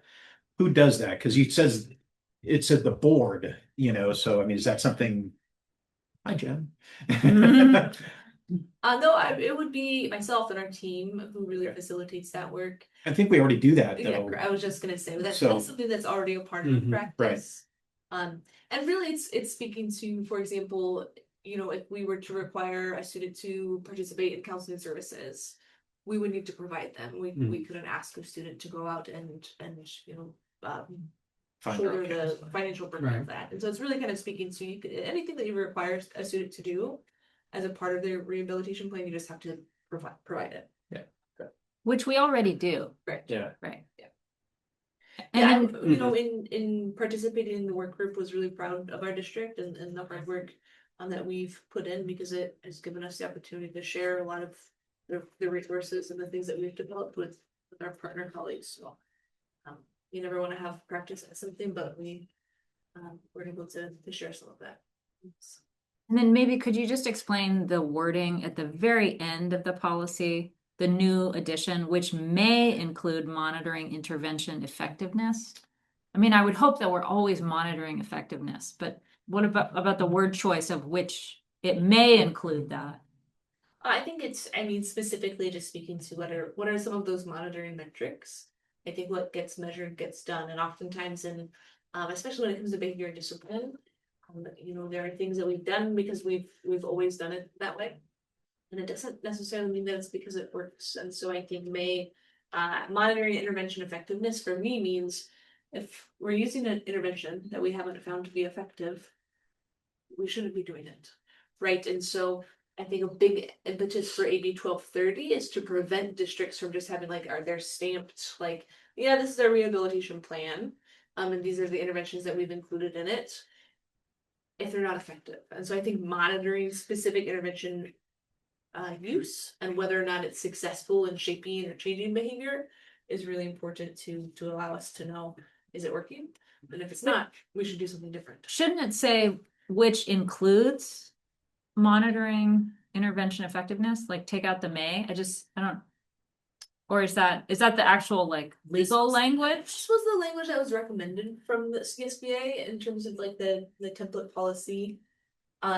We make small adjustments to make sure it's for example, taking out the language very specific to a unified district. So this, I think it's one of those small semantic things, but all right, this was the recommended language from CSBA. I do have one question just on the things related to outside of school. Where do things related to digital interactions and digital bullying, where does that line land if it's two students? A student is bullying another student, but it's over their text messaging and they're doing it at 8 o'clock at night from their homes. Yeah, I would say the really important kind of consideration is not just, is it two students, but does it have an impact on the school environment or access to school for those students? And I think it's tricky because every case is unique. So really the delineating line is it something that happened outside of school, but it's gonna be so significant that it impacts the student at school, student safety at school, student access to school, those sorts of things. And so that's one of the really important kind of questions that we would have to ask in that scenario is, while we never want our students to experience something like that outside of school, one of the questions we would have to ask in this circumstance is, what was the impact to school and to the school environment and to school safety? Thank you. Is there anything in the about cyber relations? It seems We in this This one, board yeah. policy, this policy references other board policies that speak specifically to that. We do have specific policy around bullying, cyberbullying. Our anti-bullying policy specifically references social media and cyberbullying. Okay, anything else? Are we good for when this comes back? It's in consent? Yeah. Okay, great. Thank you, Chris. All right, let's move to our action items. Let's start with the adoption of the resolution ordering election, requesting county elections to conduct the election, requesting consolidation of the election, and specifications of the election order. That's a mouthful. So I guess just a couple background pieces. As a few years ago, we switched over the trustee area elections instead of at large. And as part of that process, and then along with some appointments, we kind of got off cycle. If you remember the last election, there were 4 seats up. The idea is that you either have 2 or 3 seats up so that there's, not having the whole board up for election. So we're back kind of on the right cycle, and we have 2 seats up. And the fiscal impact, if they both were to go to an election, would be $30,000. Of course, if the seats did not go to an actual election and a candidate ran unopposed, then we don't have to spend that whole $30,000. But we need to get on the November election. We have 2 seats open, and this resolution allows us to do it. All you can do is say no. It's pretty straightforward. Yeah. and sorry, I just need to I need to remember about this because we've handled this before. This is like a requirement to it's only if it goes to the ballot, the money. Yeah. And like what would happen if we didn't have to spend or didn't allocate this money for that? We didn't allocate the money, then We didn't have to. I don't know. Wait, is it because no. we have to get on the ballot. Yeah, so, we have yeah, to do it. We yeah. would not have, we wouldn't be in compliance with the number of. Oh, we are putting the measure on the ballot so that people can run? Well, it's No. it's not a measure. Yeah. I mean, just for So people can terminology. vote. Yeah, it costs money to run the election and do the Yeah. ballots and have all the people that count all that. And so if you have an item on the ballot, You pay for it. I think I understand. That's what- Yes. That's what I forgot, and that Yes. always shocks me. Yes. That always shocks me. I think it Okay, shocks most people. I You forgot think, oh, that. it goes on there, but it takes person power to make all of that happen. Yeah. And then you have to pay for that if you want that. Okay. And it's less expensive now with the trustee areas than Yeah. it used to be with at Yeah, that's large. true. Because of Yeah. the amount that you're paying is Yeah. based on how many True. people receive the ballots. Oh. So if we weren't by trustee area, it probably, was like- it might be like double that. Yeah. It was 60,000 before, right? It was, The last time around, we budgeted 50,000. yeah. Yeah. No, everybody ran unopposed, so Yeah. didn't end up costing us anything. So, Well, but we got to be ready. Yeah. Okay. No. Is any questions? It has to. Any public comment? Is there a motion to adopt the resolution? Sure, I'll make the motion to adopt the resolution ordering election, testing county calculations to conduct the election, and yada, yada, yada, yada. Can I second? You get that in? Thank you. And it's a resolution, so it's a roll call. Trustee Gray, Aye. trustee Jackson Miller. Aye. Trustee Donnelly, Aye. trustee Edmondson. Aye. Trustee Dickinson. Aye. Great. Robin and I can run again. 30 grand. Give that to the teachers. It is general fund money, right? Yeah. All right, what is next? Next is the resolution to increase school facilities fee, the public item that we had earlier. Love this. Yes, so this would increase the residential fee to $5.38 and the commercial to 87 cents per square foot. Now, keep in mind, we do split between Santa Cruz High School District, 65-35. We receive 65%, they receive 35%. And that's due to boundaries, right? Because we have the same boundaries, they're high school and we're the elementary. We get more than they do? Yes. I thought it was the other way around. Okay. But it's just a high school district. Right. Yeah. No, you're saying, we Yeah. split. We split with the high, yeah. Yeah, because then they also have their separate pot where they have their elementary. And so then Yeah. they receive that separate pot. Yeah. Yeah. Yeah. So in doing this, we would receive a 19-cent increase per square foot for residential and a 3% per square foot for commercial. So there's a lot of developments that are going to be going up. And so we will see a difference with the fees that we collect. So this is perfect timing to increase the fees. We haven't increased them in a while.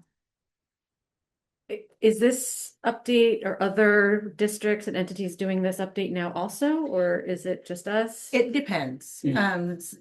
Because you have to have a full study done. You have to have an outside company do the study, and then they come back and tell you, okay, this would work for you. This is how much you can go for, and so forth. So it's been a while since we've done a study, and it actually was started a couple years ago. And so then we just picked back up on it to continue and to finalize it. Okay. Yeah. And then also I'd like to point out on the memo in the status section, second paragraph, where it says the fees will be $250, that should be $350 per square foot total, and then the 57 per square foot.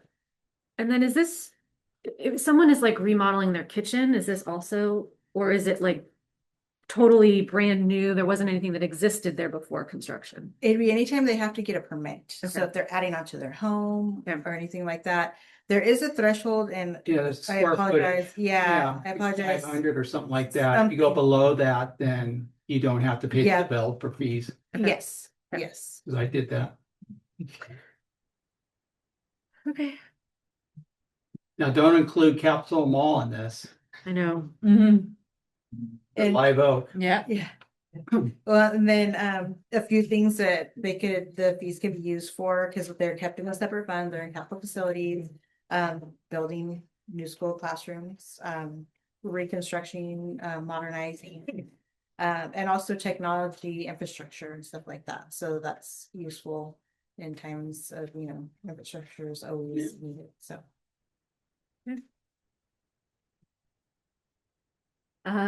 Any questions? How much was the study? Like, are we gonna make I mean, Oh, we'll it's get it not like back. one of our usual studies that costs like $200,000. Oh, no, absolutely not. Yeah, it was a couple $1,000s. Oh, Yeah. love it. And Way to look under every rock. yeah, and it'll definitely pay off. So Great. Yeah. And then how's that number selected of what to increase it to? It's based off of ed code, so the approved rate. So you'll see Cool. that right now it's the $5.38, and that's based off of ed code. So we go off of what they have set into statute. Huh. Is there any public comment on this? Any public comment? All right, are we ready for a motion? I'll make the motion to adopt the resolution to increase school facilities fee. Second, I'll second it. all right, roll call. Trustee Gray, Aye. trustee Jackson Miller, Aye. trustee Donnelly, Aye. trustee Edmondson, Aye. trustee Dickinson. Aye. All right. Okay, next we have considering the approval of the agreement between SUESD and Campus Kids Connection for the expanded learning opportunities program services. Thank you. So let me start with this. This item has nothing to do with Opal Cliffs. This is about after-school care at Main Street, SoCal, and Santa Cruz Gardens. Tonight's item is a proposed agreement with Campus Kids Connection, CKC, to provide expanded learning opportunities program, ELOP, services in the form of after-school childcare for eligible, unduplicated students in grades TK through 5. You've heard a lot about ELOP. ELOP is an important program for expanding access to before school, after school, intercession, and summer opportunities, but is also operationally complex for a small district like ours because it has to run for 210 days, 180 school days, and it has to run for 9 hours a day. So partnering with CKC allows us to meet those requirements, be compliant, in a very practical and sustainable way through a provider that's already well known, already serving our students and families at our schools and has been for a long time. The most important benefit of this agreement would allow eligible students to access free, high-quality childcare. And when you think about the cost and limited availability of that resource in our community, this can really make a meaningful difference in families' lives. For supporting student safety, consistency, and just peace of mind. The agreement has an estimated annual fiscal impact of about $441,000.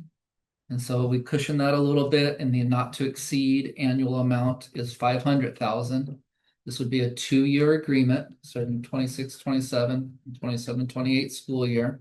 So it's $1 million not to exceed between the 2 years. We will monitor it, and if it looks like we were way off one way or the other, we'll bring that to the board early on. And just for full clarity, the district will not use any unrestricted general fund dollars for this.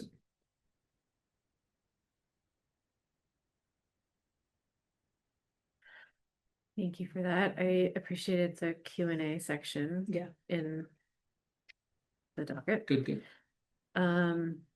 How are we providing ELOP now? Internally. And so when we first got the opportunity a few years ago, we really always trying to think of helping students and helping staff. And so it was a rare opportunity for our district because the local agency could choose what the hourly rate was for ELOP services. And so we went with a very high number of $75 an hour. With the idea of not only could some of our own staff provide great services to unduplicated students through ELOP, but be putting money into their pocket as well. And so those are really good intentions, and we've provided some great opportunities from our staff. But quite honestly, it's when you think about, like, we're not big enough. Some districts have an ELOP coordinator, and that's like their job.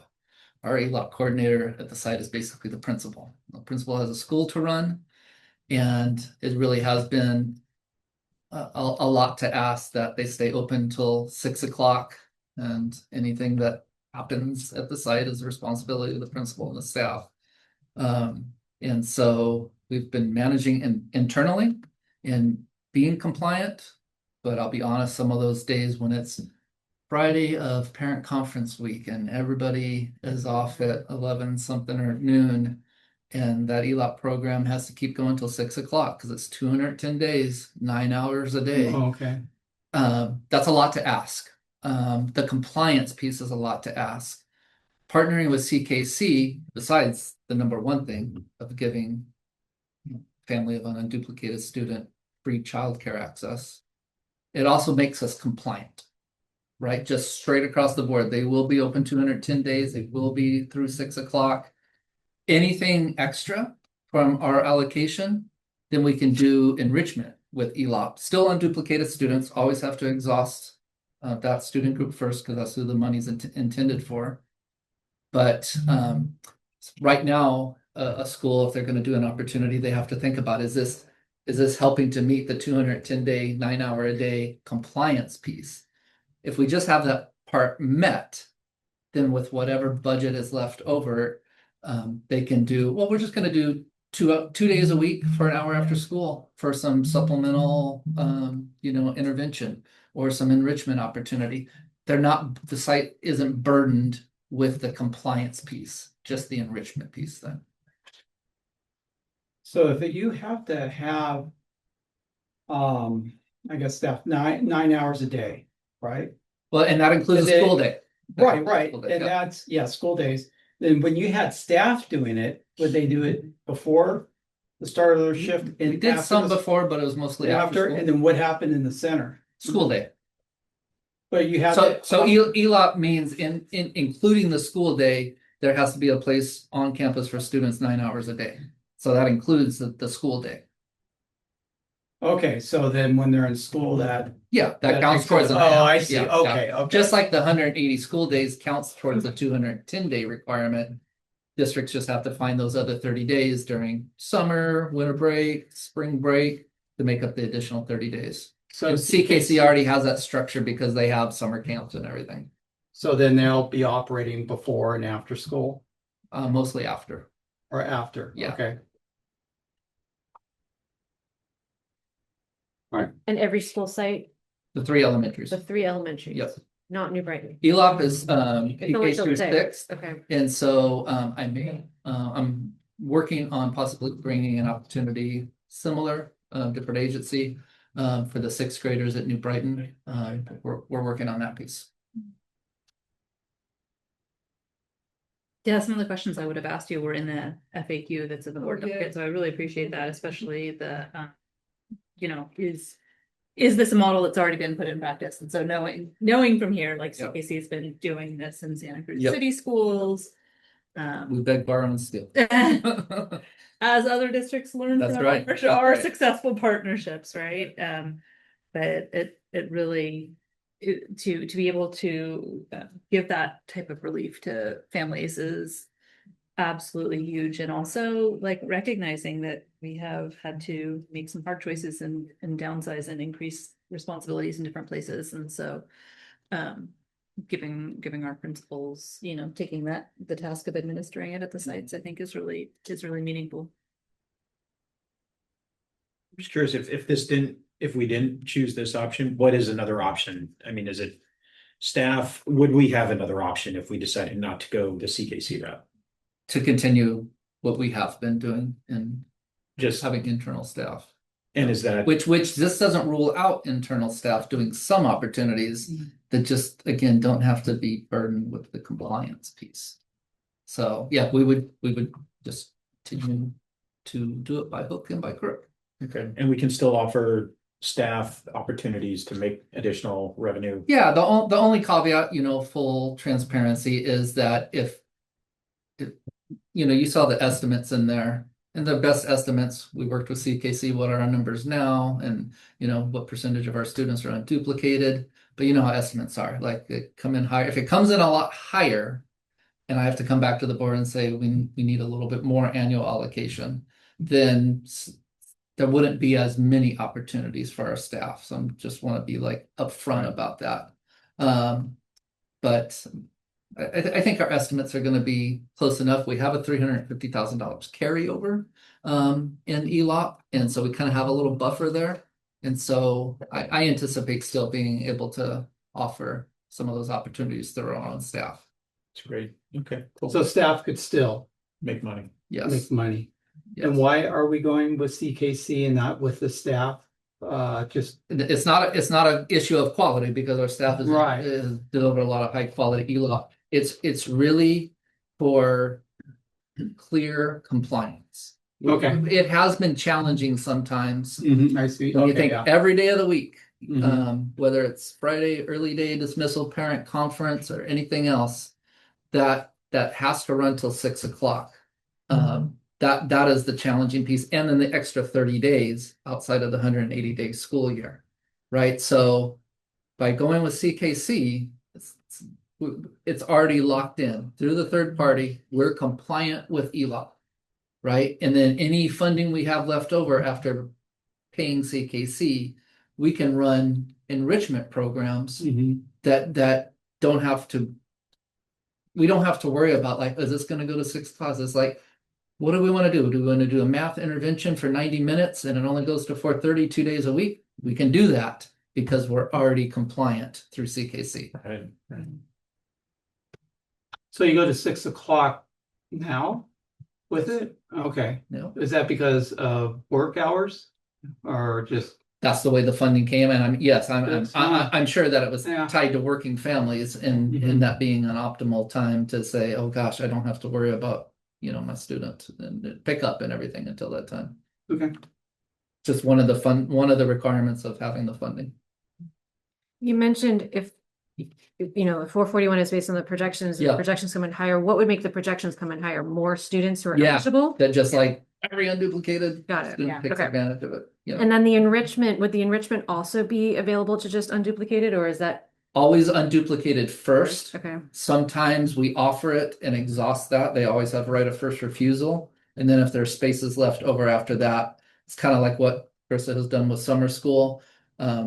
All unduplicated students were offered first, space available. Then we went on teacher recommendation of students that need it, even if they're not unduplicated. And this question here about, will all SUSD students receive pre-childcare? No, this is focused on the unduplicated. Yes. Is there any window where we are meeting our unduplicated students' needs, so we then offer some space to other students? I would say not through ELOP for this, because any extra money could then be, we could be more flexible with and some of those other opportunities Okay. that I mentioned. And, CKC outside of this process, they do have They subsidized provide, rates. got Yeah, it, okay, yeah. okay. That was my question or idea was, like you were talking about during those conference weeks, Mhm. can be challenging for families. Yeah. But potentially to offer a half day to, any kids that needed it, to come up with some kind of an agreement for those 2 conference weeks that we have during the school year would be really helpful for families. And I hear that this is separate than ELOP from what we're talking about now, but. Yeah. Maybe there'll be another funding source. Yeah, that the state yeah. offers us. Maybe there'll be money for enrichment, and enrichment could be that week, and maybe there'll be enough to offer to everyone. I don't know. You never know. We'll say we'll get it up off the ground here these next couple years and then see where it takes us.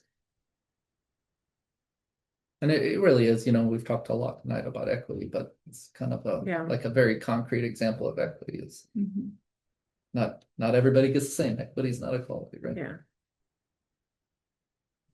I remember showing up at like 2 hours before they opened the office at CKC just to make sure we got a spot in there. And I was 50 in line. That's it, 2 hours ahead of time. Yeah. That is the most popular thing. Childcare is a precious resource. Unbelievable, Yeah. for all the working parents. That and junior birds. Speaking of, are there any other trustee questions? No, okay, public comments. Just because this ELOP was for a number of years, I did the thing at Main Street, and I worked closely with Jessica and Tristan, and there was then some changes, and I feel like I know this intimately, and I did not do it this year, so it did fall back onto Craig, and I can just speak to it was a lot of work. I mean, y'all paid me really good money to do a lot of good work for about 1 year and 2 years. Anyhow, I just it is on those conference weeks with the staff, and we can't double get paid because it was during people's hours, and then finding the availability. And I don't know about 6 o'clock, like at our school, we did it an hour before school. Oh so yeah, 7 as to long as 8. it goes to 9 hours. And Yeah. and then it would go till 4:30.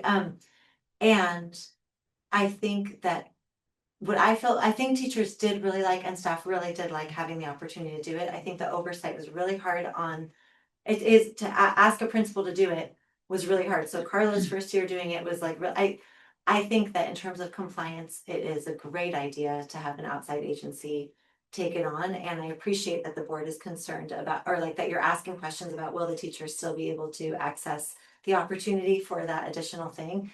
And I mean, I could say, I won't speak for my colleagues with her name, but I will say that I have a colleague who does ELOP and is like, oh, good, that's smart, CKC doing it. So what I do feel confused about is what you said about if there's money allocated, so there's 350 rolling over, and if there's money allocated based on whatever to go to enrichment, if those kids are already unduplicated and enrolled in CKC, Mhm. how will they be two places at once? Because the attention. is Yeah, really- I talked a little bit with, and we actually have a meeting with CKC tomorrow with Heidi, the executive director, and we're gonna learn from what City Schools has in place. But there could be a way, if the student's there, you know, for a block of time after school, and the opportunity being offered internally by staff is for a subset of that time.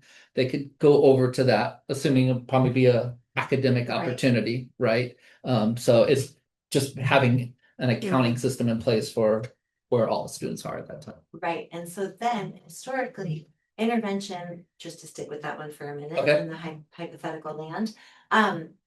At one point, it was hourly pay, like a number of years ago before ELOP, then it was $75 an hour. Yeah. For intervention, then it would drop down to 50. Yeah. And now there's rollover and we're gonna go with somebody else. Is it possible to get that? Is it flexible to come back to 75 for intervention for staff to also make people excited to do that and benefit that student? I'm just. No, it's a sounds fair like question. And maybe- when, you know, like I said, when we first rolled it out, I was so proud to be able to be the highest on something. I think we were the highest hourly rate. We never get to be the highest on anything. And so. Not the good stuff. Yeah, right. So. Check we would. That's right. That's right. Good point. So anything's possible. I think the really important thing is to give, you know, a good chunk of time to see what the signups are like. Right. And it's going to take a lot of communication. Tristan's already working on communicating to unduplicated families of unduplicated students. A nuance of this is maybe where teachers can even help when talking to families at open house and that sort of thing, is you'll see in that there you can sign up for 5 nights a week, 4 nights a week, 3 nights a week, 2 nights a week, and they're obviously, you know, the cost adjusts accordingly. A family that, you know, maybe isn't, you know, thinking everything all the way through might say, well, I'll just sign up for 5 nights a week, and if I don't use it 2 or 3, you know, so we're gonna have to be accountable on that end, working with CKC to make sure that that's not happening, because these are district funds that we're expending. And we'll want to communicate with families like, please don't look at it that way. This is not like a catch-all for the days of the week. Right. Try to think through how you're actually going to use it. So there's some accounting pieces. We just need to monitor that for a while. Anything new, you know, we're going to learn some things along the way. So I hesitate to, you know, say anything definitively until we can get, you know, halfway through the year and go, well, we said it was going to be about 500,000. Are we at about 250,000, or how's it looking? Totally. Okay. And that attendance piece, that was part of the thing that was so hard to track, because if the people don't, then we had to get them out and get the next people on the wait, like the attend. Anyway. Yeah. I have a couple of questions that I hope will be quick. Does not include summer school, right? That's not part, or it does. So it includes like a summer camp. So But that's not summer school. so- No. So our summer school like is separate, but the two agencies work together so that some of the unduplicated students that are being served in summer school by us can just go right over. Perfect. to CKC. Okay, and what about homework club? We have a homework club at our school. Is that part of? I'm sorry, to be full caveat or full disclosure, I didn't have time to read the full docket. I read the Well, how agenda. dare you. Sorry. It's only 280 In May. Report cards. And you have a dog. Yeah, I Dog, got you. there's lots of them. Okay, but homework club, is that part of ELOP, do you know? Don't remember it, Main Street. Sure. Okay, that's good, because I would wanna know that there was some kind of accountability for follow through on that. The other thing is, you mentioned about like late pickups. Yeah. Yeah, and that does happen. So one of my questions is if CKC is running it Yeah. and a parent is late to pick up, Yeah. they usually do a charge, right? Yeah. So where does that charge go? How does that work? Well, I mean, it would be them paying CKC would have to pay their staff to stay after, Exactly. right? So, Yeah. yeah, it would go to paying the staff that had to stay after. So that would come out of, that might increase our costs. Yeah. Okay, Yep. thanks, those were my main Yeah, questions. good questions. I think it sounds like a great idea to give this a try. Love having the input, Yeah. honestly, like, Yeah. it's 9:15 at night. Thank you guys. We only know so much, and Scott does a great job, but it's so nice having you guys here, because I was about to say, what do you think, Alana? I was happy to share it. Yeah. Always great to hear from you. Yes. All right, any last questions or are we ready for a motion? I'll make a motion to approve the agreement between SUESD and Campus Kids Connection for expanded learning opportunities program services in 26-27 and 27-28. Is there a second? I'll second. All in favor? Aye. Any opposed? All right, that passes. And our last action item is Resolution at first. consider approval of the Monterey Park Pathway Project Agreement, Resolution, and License and Right of Entry Agreement. Yes, so construction previously completed our field back here. And as part of that project, the pathway located on the back end of the field that's owned by the city of Capitola now needs to be restored based on our construction. It's now sloped where before it was flat, so there's some work that has to be done there. So the city's agreed to do a license of right of entry agreement, allowing the district to enter the property and get the work completed. They'll provide the permits, they'll cover the cost of the permits. So under that agreement, they'll serve as the lead agency and they'll take care of the compliance with CEQA and so forth, anything else that's needed, the Coastal Commission Act and so forth. So with that, we went out and we got some bids. We got 3 bids. Kent Construction came in the lowest at roughly a little over $100,000. And they're, fully aware of what needs to be done in the pathway as they're super familiar with the project. So they are ready to go to get this project completed. And the city is ready to go at this point as well. So getting this approved tonight can get the ball rolling and get all of that in motion. And that way that pathway will be a nice restored pathway. And this would be with bond money?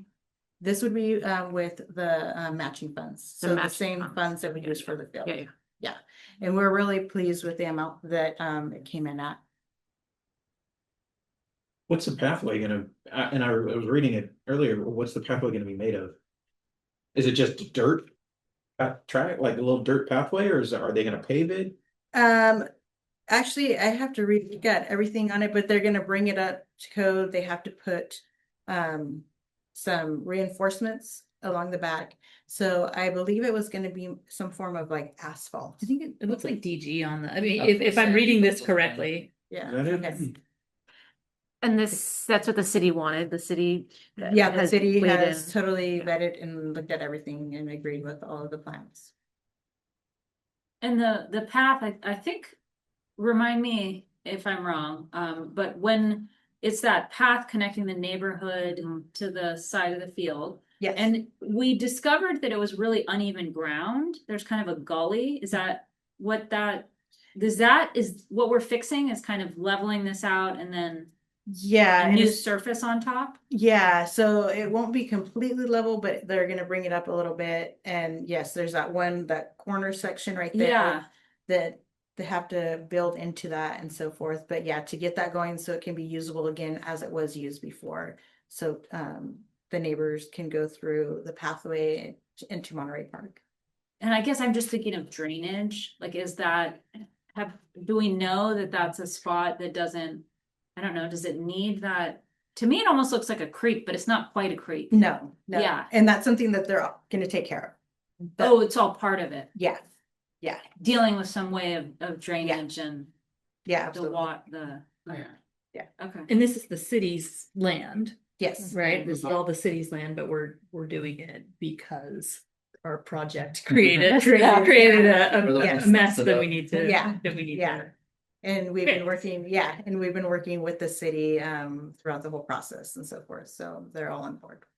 I think it'll be improvement over what it was even before. Yeah, the field. So sure. it sounds like it's Absolutely. a nice benefit for the neighborhood and hopefully to enjoy the improvements that come to Monterey Park. Public comment? Oh, I have a comment. Yes. Yeah, I live right behind the school in the house that comes down the walkway that has always been there. There's never been a walkway behind my house. There's never been a flat surface there. It is an old irrigation ditch that was there. In fact, the irrigation ditch still exists on the other side of the walkway. There is a flooding problem that comes from that area and flows directly onto my yard. But the main point is that I don't know where the idea came from that that was an existing walkway. I sent an email to Allison and Scott, and I'm not sure what happened to that because I never heard anything from them. But I included maps that shows that there was never a walkway there.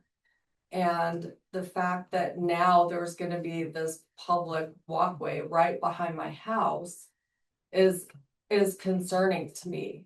And I don't know who's misled who on what was there. But it never was a walkway, and I had a lot of concerns. And I never heard anything from anyone from this district.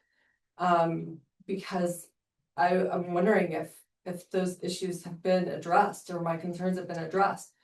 One of which is student safety, having a public walkway behind a neighborhood and in between the school. And having no eyes on that at all when the kids are out playing or when they're out playing soccer or whatever they're doing back there.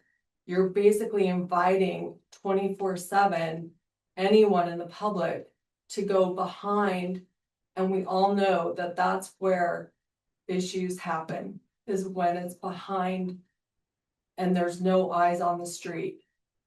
The other issue that I have is I'm really concerned for nighttime safety for myself and for my neighbors. And that's not been discussed. Also, privacy is a huge problem, because that walkway is going to be right next to my house. And nobody has talked to me or addressed anything about whether my privacy is being considered. Like, people are gonna walk down there right behind my house. And they're gonna look through the fence and they're gonna bring their whatever, I mean, I don't know, but I know that this is a concern for me. And I wanna know if it's been considered by the district, by this board. And I also want to mention that the artificial turf does create heat. It does. It makes everything hotter. And one of the things that I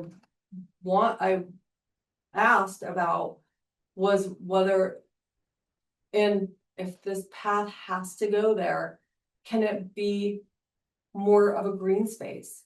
Can it not be asphalt? Can it have shrubs or bushes or trees or something that will keep it cooler for me, for my neighbors, for the kids on the turf. I raised 4 kids. They all grew up playing soccer on artificial turf. It's at least 10 degrees hotter on turf. So I mean, that could also solve some privacy concerns that I have. Again, I just never heard back. And the city has told me over and over and over again, the school district is who I need to talk to about this. I am the only member of our community that's here today to speak about it. From my house, which is the farthest from the park that you can get, it is a 5-minute walk. So I don't know why, if people are complaining that the walkway to the school is still there. They've always had that, that is staying there. And then lastly is this is city property? Is this really something the school district wants to spend their money on? I mean, you guys are in the business of educating people, of educating these kids, and I've heard about all these great programs that you guys have here today. And I don't know, is that a proper use of school funds to make fake improvements? There was never a walkway there. That is just false. And I have pictures and I've sent them to the district. And so I just don't know if that's a proper use of school funding. Can I ask, is there a I mean, I've walked by there before. Is there a gate or something like that that indicates it's an entranceway to the park? On from the street? Like, is there any indication that this is a pathway, like it's a gate or a fence? It's an open and obvious pathway that went directly to the school. It was put in for the neighborhood kids to access the school. It was never intended to be a public access to the park. And the park has open and public access here through this parking lot. So I'm not sure how this all came about. But what would happen is, when school would let out, and the gate wouldn't be locked. There is a gate that goes between the public walkway and the school grounds. And when that gate wasn't locked, people would go through the gate and they would go across the field, or they would go down the field. There's even in the picture, there's a trail that goes down along where the apartments are. You can see the trail in the picture. Where, they would go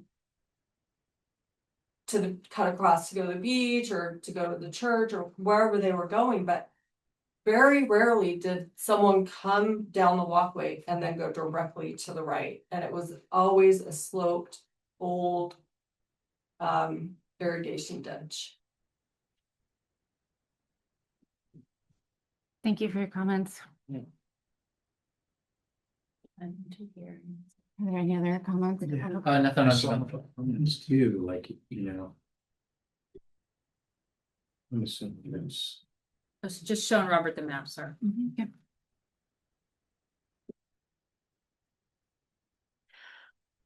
Some good points. I mean, I would like to not see that be asphalt if possible. I'd like not to spend $100,000 on it. I mean, yeah, you know. And it seems like it's DG and not asphalt. I mean, And we are, yeah. Yeah. Okay.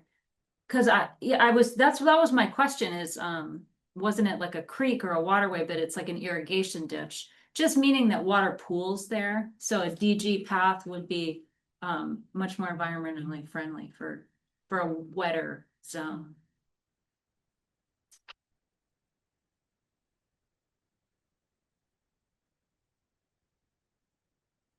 I'm just curious, what are our alternatives here? Like, I mean, do we have to put in a path?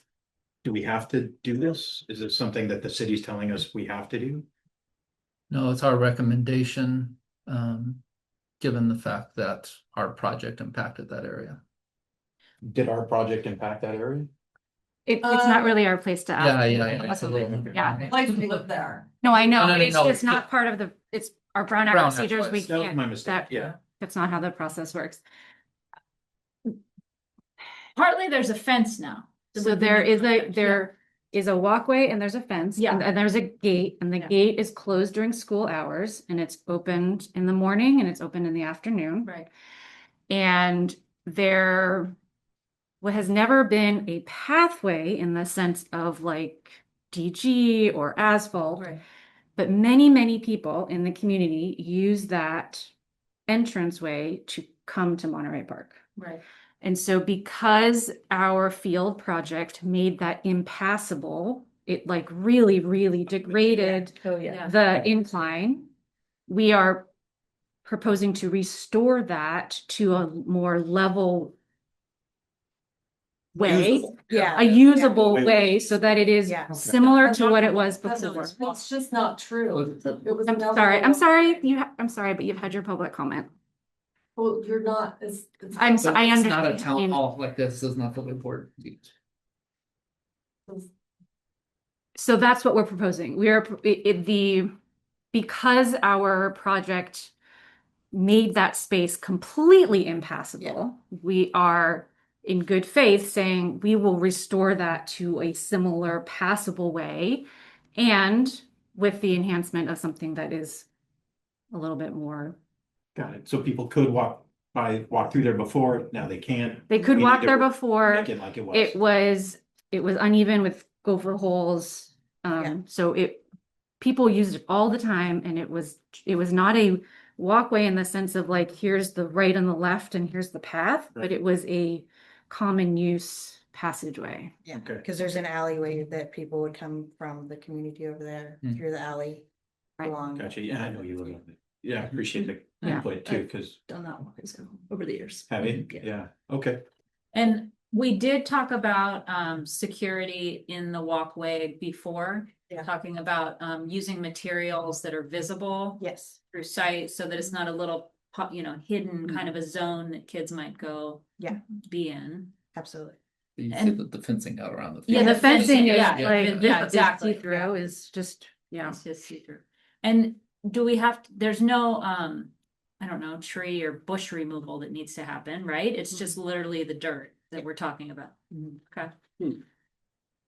Is there a way to influence the plan so we could put more shrubberies or trees or something like that and make it a little bit more friendly to our neighbors?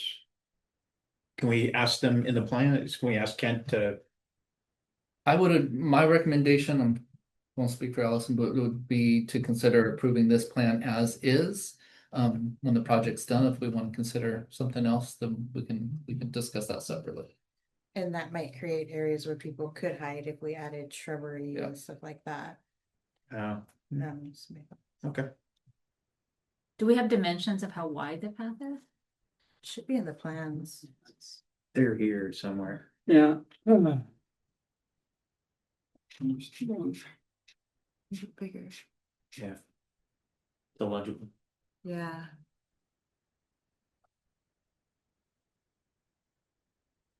But the area over there it's not super wide. Yeah, I didn't think it was super wide.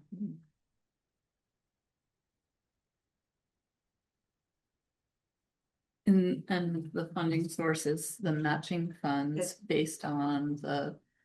Was that 2016? Yes. Bond? Yes. And then due to the bond project, we qualified for matching funds and those can only be used on facilities. Yeah, can't be used for anything else. And like I said, we went out, we got 3 bids.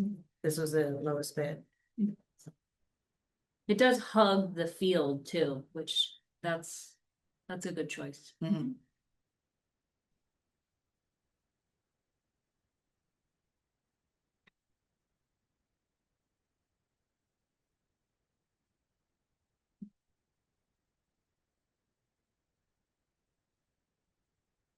Any other thoughts, questions, comments?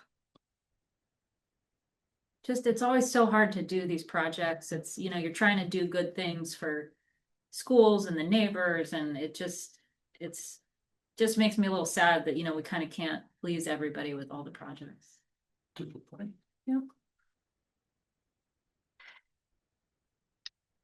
you say that the city is requiring us to do this, or did they ask for us to do this? Or are we just doing? No, not requiring, Okay, not asked. We just feel like it wouldn't be being good community partners to even make them ask. Right, we created the issue. And let's put it this way. If the city did a project and it impacted our area, I wouldn't want to have to ask for them to restore it. But being good partners, you would think that they would take it back to where it was.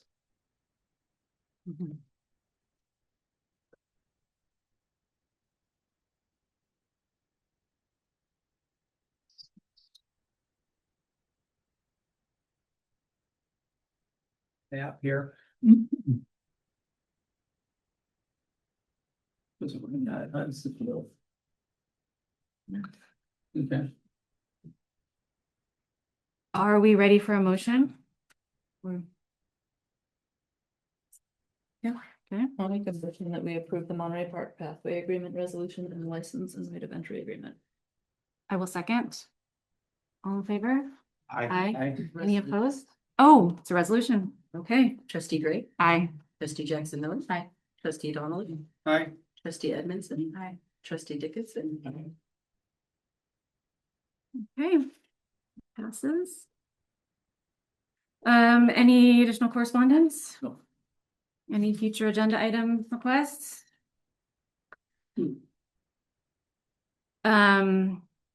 The board is, as we conclude, we are going to go back to closed session for one last item.